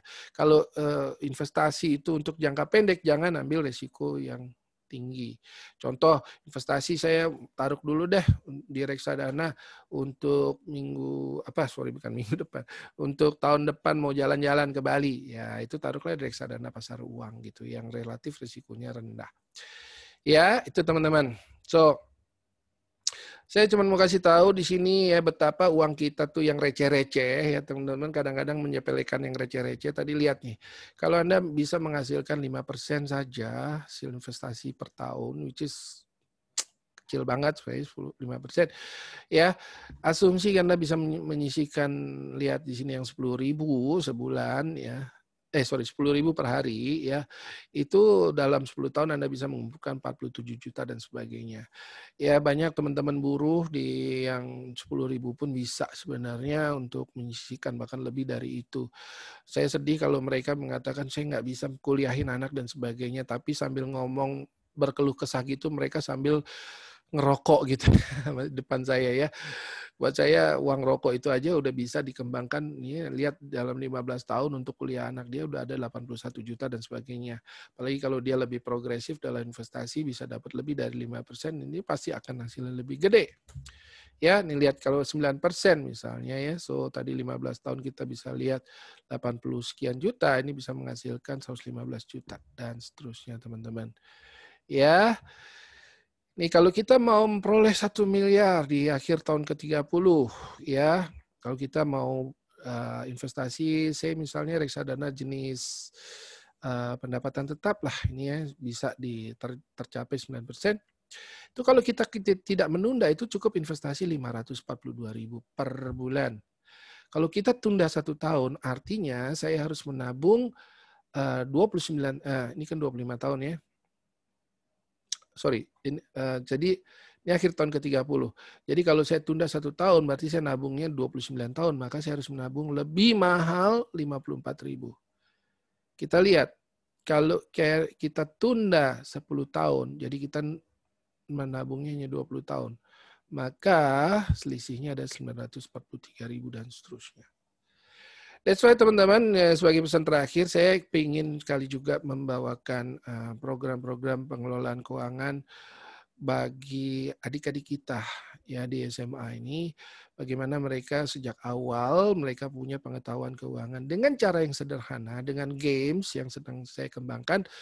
Teman-teman silakan nanti kalau kita mau berbagi juga buat adik-adik kita sejak mereka SMA, mungkin di kelas 2 semester akhir gitu ya, karena kelas 3 pasti akan sibuk untuk mendekati ujian.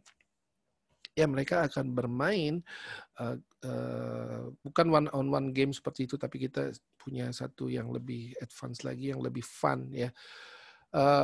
Kasih tahu ke mereka bahwa kalau mereka punya habit, sehingga mereka bisa tidak konsumtif dan sebagainya, punya goals, punya tujuan hidup dan sebagainya. Itu menjadi satu kerinduan saya. Mudah-mudahan teman-teman ada yang mau bantu saya untuk kita sama-sama yuk ke adik-adik kita yang masih SMA hari ini.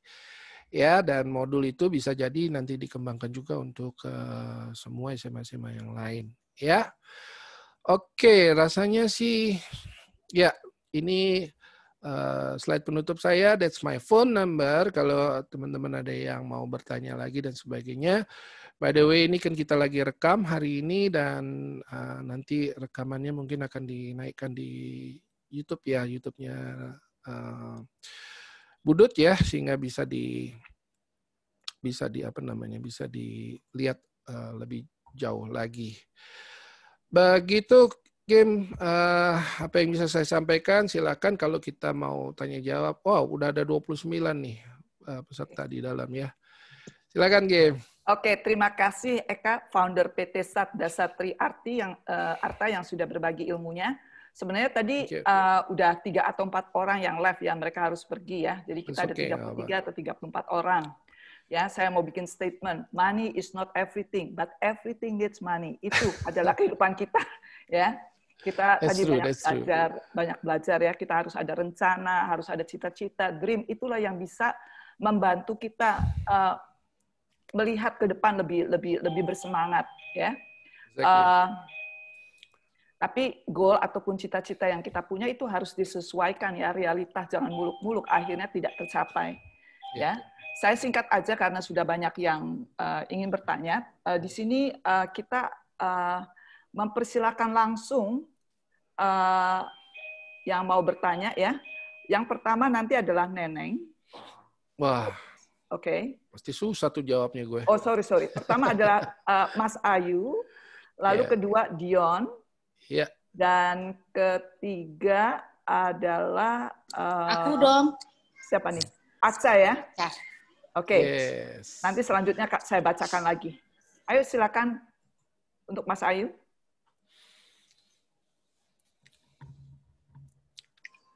Ya, Mas Ayu mana? Ya. Siang, Mas Ayu. Selamat pagi semuanya. Selamat pagi. Ya, pagi, siang. Ya, Mbak Kim sehat, Mas Eka sehat.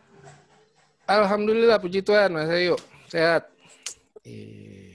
Gimana? Ya. Saya mau tanya real aja. Ya. Untuk yang modalnya tidak terlalu banyak, untuk increase income itu bentuknya apa yang saat ini memang mudah dan ya menjanjikan? Itu aja, Mas Eka. Terima kasih. Wah, itu $1 million question tuh ya. Artinya kalau ada jawaban yang cespleng pasti wah. Intinya gini, yang mudah itu adalah yang Anda sukai. Maka menjadi mudah buat Anda kan gitu ya. Jadi suatu usaha yang Anda sukain itu that's the first law gitu ya. Hukum yang pertama adalah yang Anda sukain dulu. Karena dengan Anda sukain maka akan menjadi mudah untuk mempelajarinya gitu kan. Kenapa mudah ya? Karena Anda fun, Anda senang gitu. Untuk mempelajarinya, untuk cari tahu suppliernya, untuk cari tahu cara pemasarannya, untuk cari tahu susunan harganya dan sebagainya. So, first thing itu pertama. Tapi mungkin questionnya adalah seberapa jauh ini saya harus bisa aman usaha saya, apalagi yang sifatnya masih rintisan. That's why mungkin di dalam perencanaan ataupun pengelolaan uang Anda, aset Anda, pastikan itu uang Anda ada yang namanya uang berani. Ya, konsep uang berani itu apa sih? Uang yang Anda rela hilang. Ya. Jadi tanyain diri sendiri, rela nggak nih hilang? Yang namanya usaha is always risk. Pertanyaannya, seberapa rela saya kehilangan X rupiah.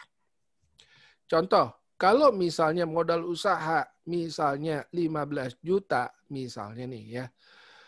Sementara saya cuma rela kehilangan uang 6 juta. So what happened? Kekurangannya. Alih-alih Anda tetap memaksakan diri, karena Anda nggak rela ngilangin 15 juta, Anda rela hilang 6 juta, so ajaklah partner. yang satu visi tentunya yang juga menyukai hal tersebut. Sehingga Anda bisa mulai. Itu pertama. Kedua, lakukan yang namanya scaling up. Jadi nggak bisa langsung mulai gede. No, please, jangan. Yang pertama jelas jangan memulai usaha dengan hutang, that's for sure. Karena apa? Karena Anda punya kewajiban, sementara usahanya nggak ada kepastian. Yang namanya kewajiban kan pasti, sementara hasil usaha belum tentu pasti. So, pasti mismatch di situ. So, yang paling penting adalah bagaimana mau usaha nih, Anda berapa rela hutang, berapa rela uang yang rela Anda habiskan gitu ya. Selisihnya kalau Anda nggak ini ya cari partner. Kedua, jangan hutang, lakukan scaling up. Scaling up maksudnya gini, banyak teman-teman saya yang mulai usaha dan sebagainya, yang mereka gedein tuh kantornya dibagusin, dikerenin dan sebagainya. No need. Jadi apa yang necessary dulu. Ya, dan jangan pernah percaya 100% dengan pegawai dulu dalam tanda kutip ya. Maksudnya gini, jangan saya pemasaran saya serahin aja kepada pegawai yang saya bayar. Enggak, di tahap-tahap awal haruslah Anda yang memasarkan. Karena Anda akan mati-matian. Sementara pegawai ya hanya sebatas gaji dan komisi. That's it. Belum tentu bisa semati-matian Anda yang punya modal. Ya, itu saran saya. Jadi kalau menjawab pertanyaan Ayu tadi, apa yang gampang? Yang gampang adalah yang Anda sukain gitu. Ya, yang gampang adalah yang satu itu yang Anda sukai. Kedua, yang gampang adalah yang banyak. Yang banyak maksudnya gimana? Misalnya warung bakmi udah banyak belum? Banyak. Artinya apa? Artinya ada pasarnya di situ gitu. So kalau Anda lihat itu udah banyak, berarti ada pasarnya. Anda tambah lagi satu, boleh nggak? Boleh. Tapi pertanyaan berikutnya, apa bedanya bakmi Anda dengan yang lain? Kan gitu ya. Lalu baru Anda mempunyai namanya unique proposition ya, unique proposition untuk bisa melakukan pembedaan secara positif dengan yang lain. Gitu, Pak Ayu. Jadi nanti kalau ada pertanyaan lebih jauh, boleh. Sementara masih ngantri dulu ya dengan yang lainnya. Thank you, Pak Ayu. Terima kasih banyak. Kim, kamu punya telepon di ya. Thank you. Kim, suaranya masih mute. Ya, oke. Spreadsheet tadi penting sekali ya. Jadi apa yang kita lakukan, apa yang kita mau rencanakan itu kita tulis di sana. Itu mengingatkan kita sampai di keberadaan kita dan apa yang kita akan lakukan nantinya. Yes. Oke, kita next yuk dengan Dion. Silakan Dion. Dari Batam nih. Halo Dion. Nanti setelah itu Aca ya. Dion. Iya, tadi kan udah di chat. Intinya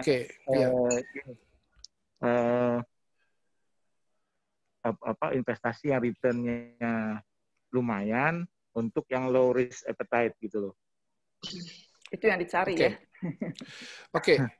Guys, namanya orang yang konservatif ya, kan ada orang kalau kita bicara investasi kan konservatif ya, orang-orang yang risk menghindari risk ya. Ada yang atau risk tolerance-nya rendah ya. Itu kategori konservatif, kedua yang moderate dan yang satu lagi yang agresif. It doesn't mean orang-orang yang konservatif itu tidak boleh ngambil risk. Ingat ya, it doesn't mean orang-orang yang konservatif itu tidak boleh mengambil risk. Tapi risiko yang harus diambil adalah terukur. That's the concept. Ya, jadi Anda misalnya reksadana, contoh reksadana. Kalau Anda cuma 100% di deposito, misalnya karena risk appetite Anda rendah, itu sebenarnya Anda losing. Losing kenapa? Karena return-nya misalnya return net-nya adalah 4,5%, ya hari ini deposito 4% misalnya, sementara inflasinya adalah 7%, meaning Anda minus sebenarnya setiap tahunnya, ya minus 2,5%, which is nggak worth it. Jadi orang konservatif tetap harus ngambil certain risk. Contoh misalnya Anda ambil reksadana jenis equity, tapi hanya sekian persen saja. Contohnya saya tadi setiap orang harus punya yang namanya uang berani. Ya, uang berani ini bukan hanya dalam rangka untuk usaha, tapi juga dalam rangka investasi. Jadi pertanyaan untuk Dion nantinya adalah, berapa uang yang you berani hilang?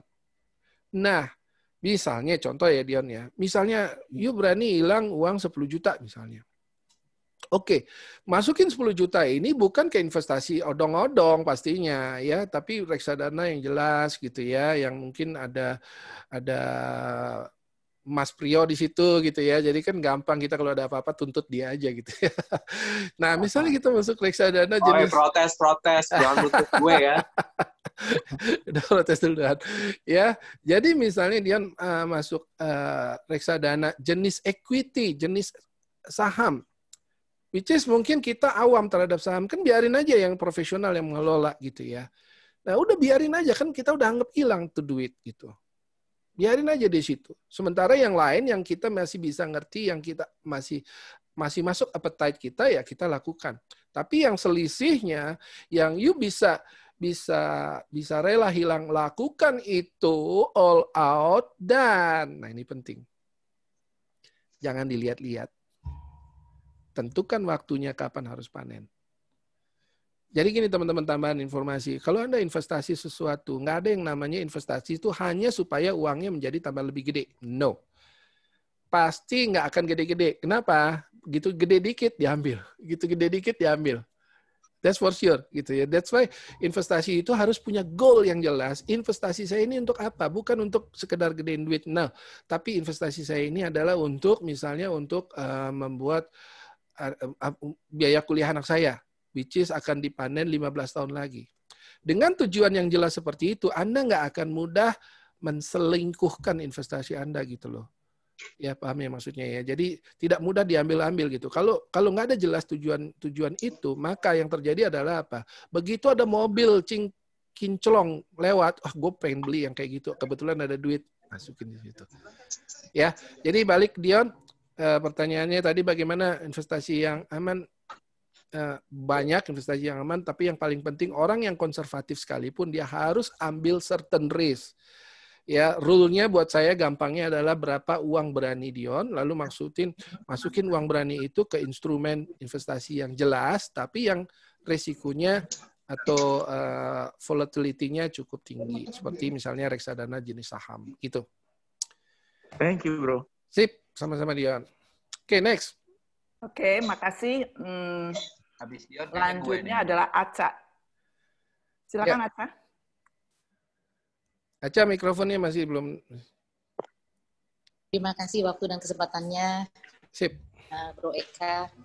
Ya. Tetap sukses, sehat selalu. Amin, amin, amin. Dalam kondisi seperti ini, di mana juga vaksin belum ditemukan, resesi akan datang. Kemudian Udah juga masuk resesi. Iya, udah masuk ya. Ya, udah. Nah, kemudian juga inflasi terus meninggi. Nah, untuk menyiasati kondisi seperti ini, ketika kita ada spare dana yang bisa kita putar untuk bisa mendapatkan benefit yang optimal, itu mohon pencerahannya. Apakah pertama bisa kita masuk ke aset liquid, ke satu. Kedua, apakah kita pasar modal? Ketiga, masuk ke pasar uang. Nah, kira-kira kita akan kondisi ini yang tadi Bro Eka katakan bahwa kita harus spare 12 bulan untuk menyisakan liquid kita untuk bertahan sampai dengan 12 bulan. Nah, sebaiknya tolong dong pencerahannya dari ketiga poin itu, mana kira-kira yang bisa mengoptimalkan benefit portofolio di luar yang cash flow operasional ya. Itu ke satu. Berikutnya sambil jalan. Oke. Sip, makasih Aca. Jadi kalau pertanyaannya mungkin kan kita tadi ada perlu dana, bukan dana ya, aset. Aset yang liquid. Aset yang liquid itu artinya yang gampang kita cairkan suatu waktu jika terjadi sesuatu. Instrumennya apa? Kan pertanyaannya gitu ya. Sehingga tidak bukan berupa tabungan biasa, karena cuma berupa tabungan biasa semuanya akan rugi gitu, bunganya kecil ya. Jadi saran saya nih, tapi disclaimer ini tergantung dari kondisi keluarga masing-masing ya. Tapi kalau secara umum, secara general adalah dari 12 bulan misalnya nih, contoh konkret aja. 12 bulan tuh misalnya saya 120 juta. Aset senilai 120 juta yang harus liquid atau mendekati liquid misalnya. So pertanyaannya tadi kan dalam bentuk apa gitu ya. Oke, yang pertama misalnya yang dalam bentuk tunai cash itu cukup 2 bulan sih sebenarnya. Yang di tabungan. Jangan lebih karena rugi kan bunganya ya. Kayak gitu. 2 bulan dalam bentuk tabungan. Sisanya yang 10 bulan punya aset punya ini dalam bentuk apa? Yang gampang dicairkan suatu waktu. Misalnya gold, lantakan emas ya. Emas batangan. Ya, misalnya itu. Atau reksadana jenis pendapatan tetap lah. Masih oke. Ya, karena returnnya lumayan. Saham lagi anjlok ya. Saham anjlok. Ya, kan kita reksadana kan bukan hanya saham.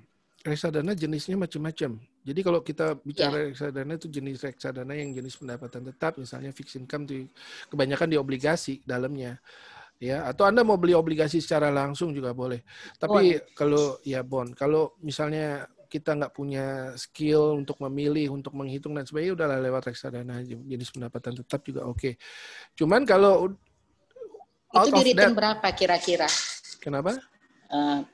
Di return berapa kira-kira untuk yang reksadana pendapatan tetap? Wah, itu nanti yang bisa jawab si kira-kira aja, ini aja, kisaran aja. Sekitar 7%-an lah ya, 7%, 6% gitu ya. Oh, karena lebih tinggi ini dong. Iya. Lebih tinggi bond. Iya, bond, makanya tergantung lah. Tergantung bondnya bond apa juga kan gitu ya. Iya. Obligasinya obligasi apa. Tapi secara umum sekitar segitu 7% tuh masih oke lah.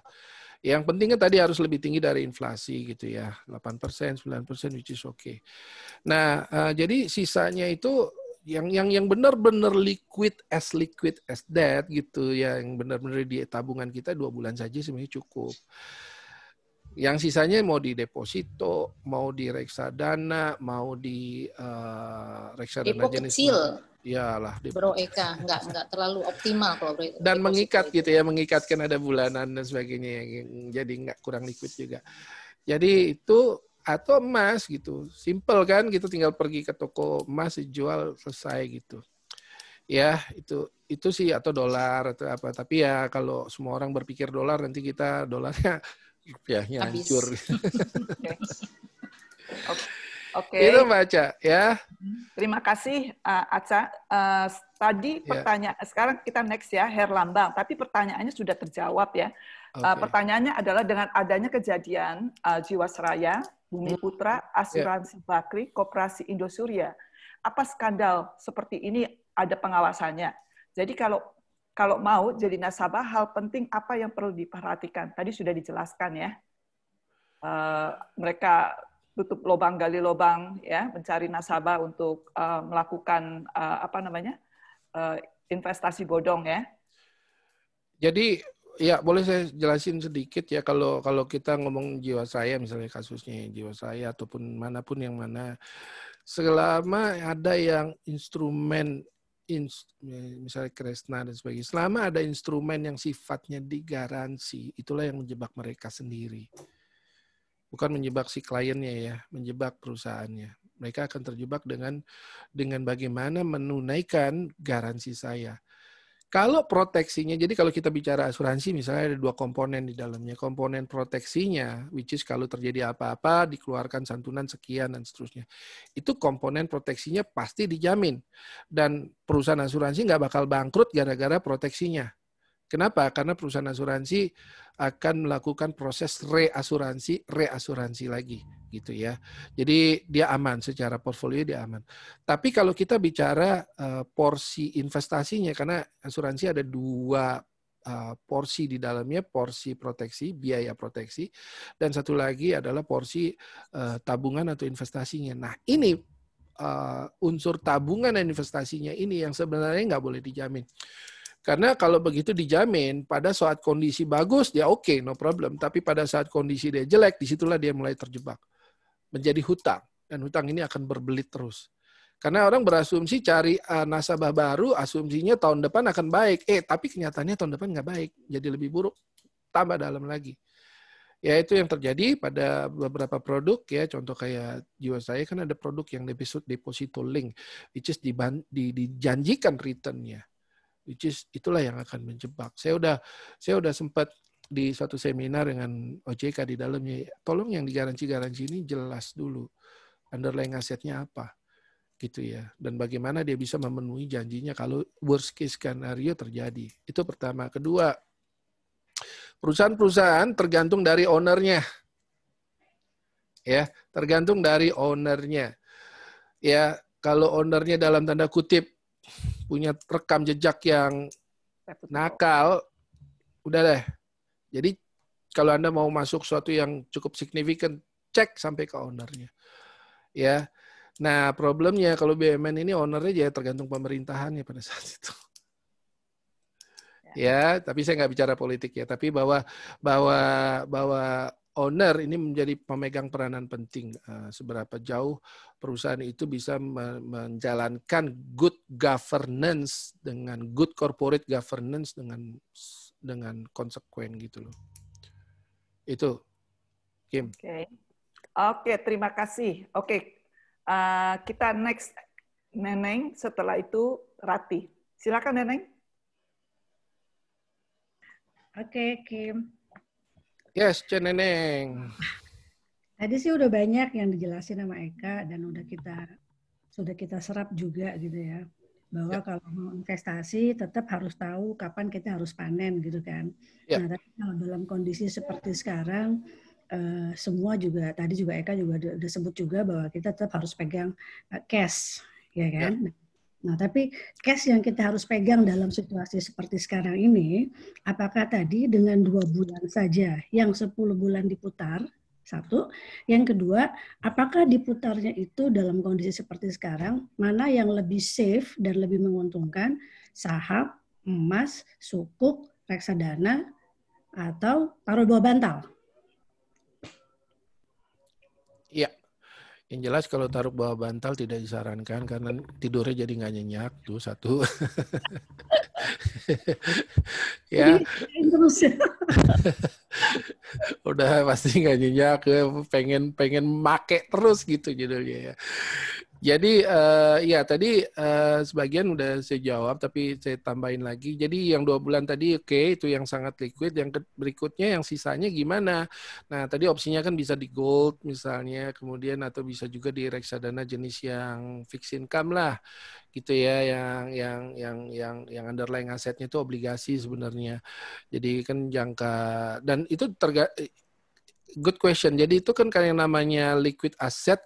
Asumsinya kan kita nggak apa-apain ya. Bukan untuk goal tertentu, bukan untuk misalnya untuk jadi untuk selamanya ini judulnya gitu ya. Okay.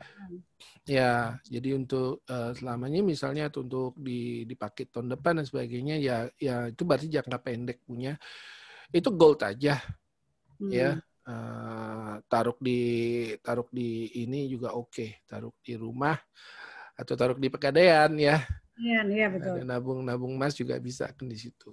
Kayak gitu. Ada tuh tabungan Kim sama Yanti titipin ke aku tuh. Emas sama saham udah kusimpen. Asik.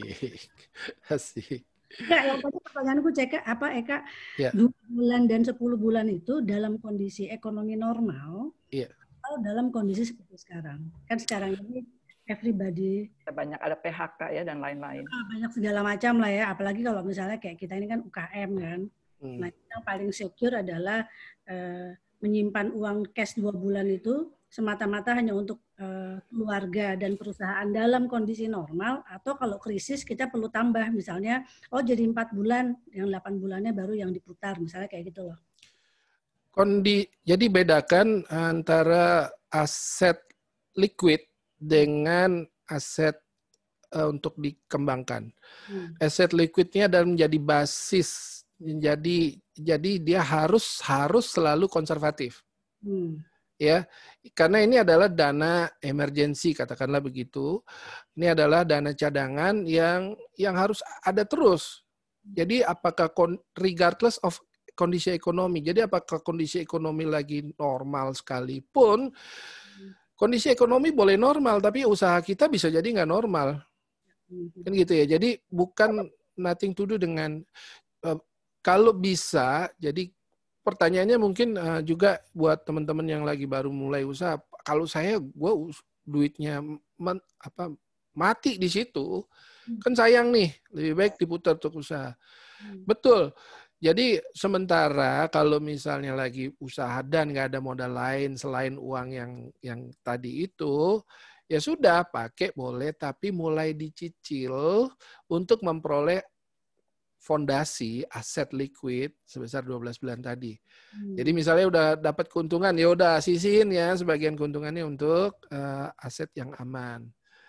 Ya, sampai kapan? Sampai terpenuhi 12 bulannya tadi. Habis itu ya udah pakai aja gitu. Ya, jadi bedakan antara aset yang liquid yang sifatnya untuk emergency fund dibandingin aset yang memang untuk kita kembangkan.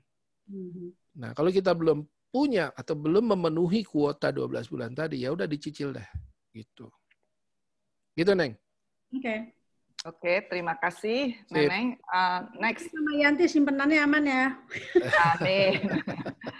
Oke, next. Rati, silakan. Mana nih Rati? Rati. Lagi masak. Saya bacain deh. Investasi logam mulia dan dolar, mana yang lebih baik atau keduanya? Oke. Logam mulia sebenarnya bukan investasi ya. Logam mulia itu hanya untuk gini, investasi itu asumsinya adalah untuk berkembang, menambah nilai aset. Logam mulia itu tidak menambah nilai aset, tapi membuat nilai aset tetap berkembang. Dalam artian ya jadi gini, logam mulia itu bagus terutama menjadi investasi di kondisi yang uncertainty. Jadi pada saat kondisi itu lebih banyak ketidakjelasan. Kayak sekarang ini kondisinya uncertainty kan ya. Anda lihat deh, emas kan naiknya gila-gilaan. Kenapa? Karena diserbu. Tapi pada saat kondisi menjadi lebih certain, maka orang meninggalkan emas. Mulai masuk ke dunia yang real. Itu ya, kayak saham dan sebagainya itu mulai diserbu sehingga saham mulai naik lagi.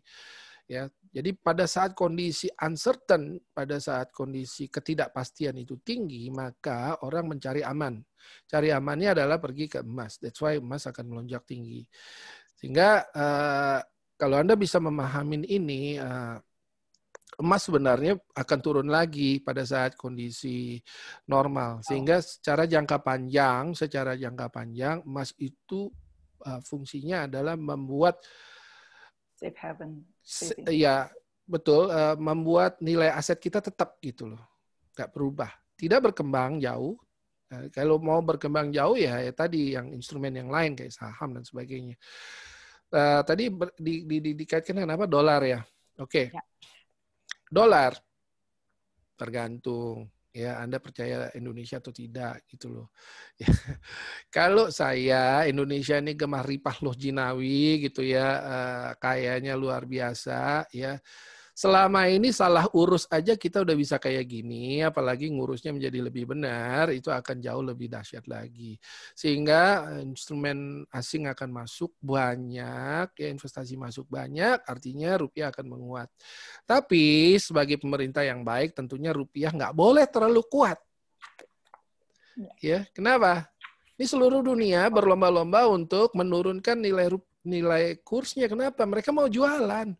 Kalau mereka terlalu kuat rupiah, gimana kita bisa menyaingin barang-barang Cina itu? Ya, itu teman-teman ya prinsipnya. Sehingga hari gini ini biasanya instrumen-instrumen ini memang dijaga di sekitaran situ supaya kita punya nilai.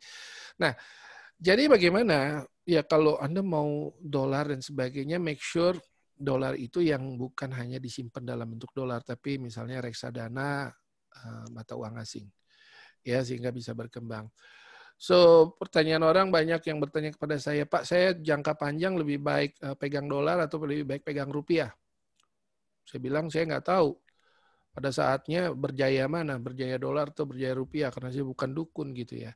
Tapi yang make sure, yang saya bisa pastiin ya udah 50-50 aja gitu. Ya kan? 50% aja gitu. Kalau yang dolarnya yang naik, rupiahnya yang turun, ya secara total kita tetap menang kan gitu. Ya kan? Sebaliknya juga kalau rupiah yang berjaya, dolarnya turun, ya secara total kita juga tetap oke-oke aja. Ya, itu menjawab pertanyaan dari siapa? Dari Rati. Dari Rati, yes. Ya. Oke, terima kasih banyak informasinya.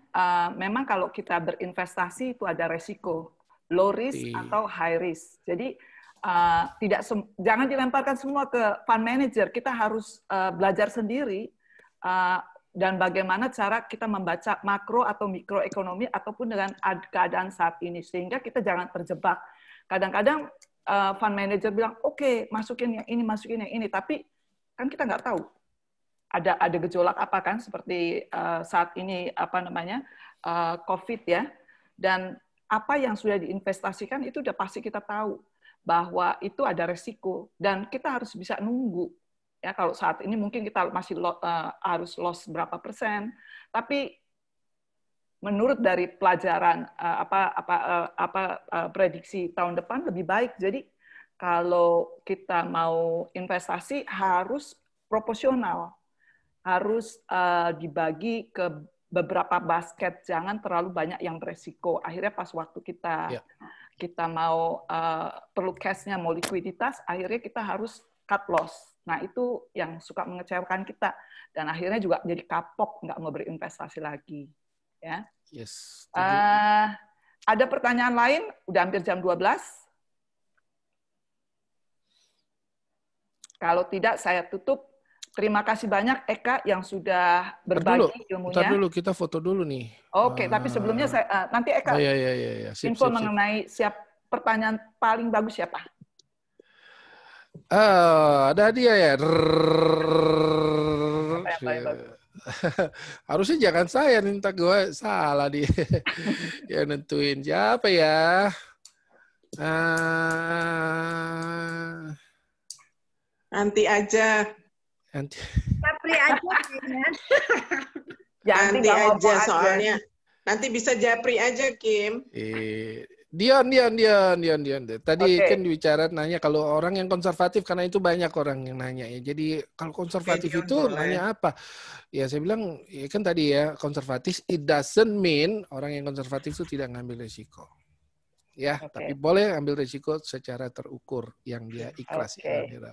Kalau ada SOP-nya pengurus nggak boleh dapat. Hadiahnya apa? 200 juta loh hadiahnya ya. Nolnya 3 lari. Jadi yang rugi pengurus nih. 03-nya lari. Oke, saya mau tanya ya, hanya untuk survei. Kira-kira dengan program ini membantu kita nggak menambah lanjut. Bagus. Membantu Siskim. Jilid kedua. Jadi nanti kita ada episode berikutnya ya. Ya, Oke, mau ambil foto? Kim, boleh. Kalau kita amatin orang-orang yang ikut, walaupun jumlahnya sekitar 25 sampai 35 orang, itu berganti-ganti kok. Yang tetap tuh cuma panitianya doang. Yang ya ampun, tersinggung gue jadi panitia. Maksudnya artinya teman-teman tuh kayaknya punya selera. Ya benar. Kesehatan, dia akan dengerinnya kesehatan. Kalau yang senangnya investasi, mungkin akan dengerin Eka, Priyo, Kim, dan lain-lain gitu kan. Wah, aku senang dengar uang, pokoknya bunyi uang langsung aku datang. Jadi punya interest sendiri-sendiri gitu. Jadi Oke, lanjut jilid kedua ya Eka, atau enggak gantian sama Priyo? Boleh. Siap. Priyo akan siap bulan depan. Kalau Eka tadi kan kelasnya 400 juta, nanti kalau Priyo 4M. Tapi ya enggak juga, Neng. Saya mau suggest dong, Priyo ataupun Eka, tepat nggak saatnya kita masuk saat ini? Karena menunggu ada election dari Amerika dan tahun depan diprediksikan akan bagus. Masuk mana, Kim? Ya ekuitas lah mau di apa? Ya, kalau kalau saya ini sekarang ini waktunya yang luar biasa sih sebenarnya, lagi rendah. Saya ngalamin ya 2008 pada saat harga lagi jeblok ya, saya masuk di situ. Dalam waktu 3 bulan nyaris 50% loh return saya sebenarnya. Iya, nah itu nanti. Jadi sekarang waktunya pas lagi murah kan gitu. Ibaratnya Anda mau beli properti, mau Anda cari pas lagi harga tinggi, pas lagi harga murah. Pasti lagi murah dong. Ya kan? So it's about time. Jadi ingat loh, Eka bicara hari ini kita harus perhatikan. Jadi jangan bilang kita harus jadi doer, jadi dreamer, jangan jadi hanya bercita-cita tapi nggak jalan. Jadi eksekutor fotonya ya. Foto. Foto. Buka dulu semua yuk. Di foto nih udah nggak sabar. Amirudin, Darlina, Sandra. Lambang. Yuk buka. Kita foto dulu. Ada isi atau? Nah. Yuk. Sip. Wah, Merudin keren tuh. Albert. Merudin mana nih? Herlambang. Sandra, Herlambang, Amirudin. Ayo daster nggak apa-apa. Yang daster. Oke. Bentar ya. Udah belum lama banget. Cheese. Semua lihat kamera. Cheese. Lagi. Semua pakai jempol. Cheese. Cheese lagi. Oke, good. Thank you. Oke, makasih. Jadi nanti 3 bulan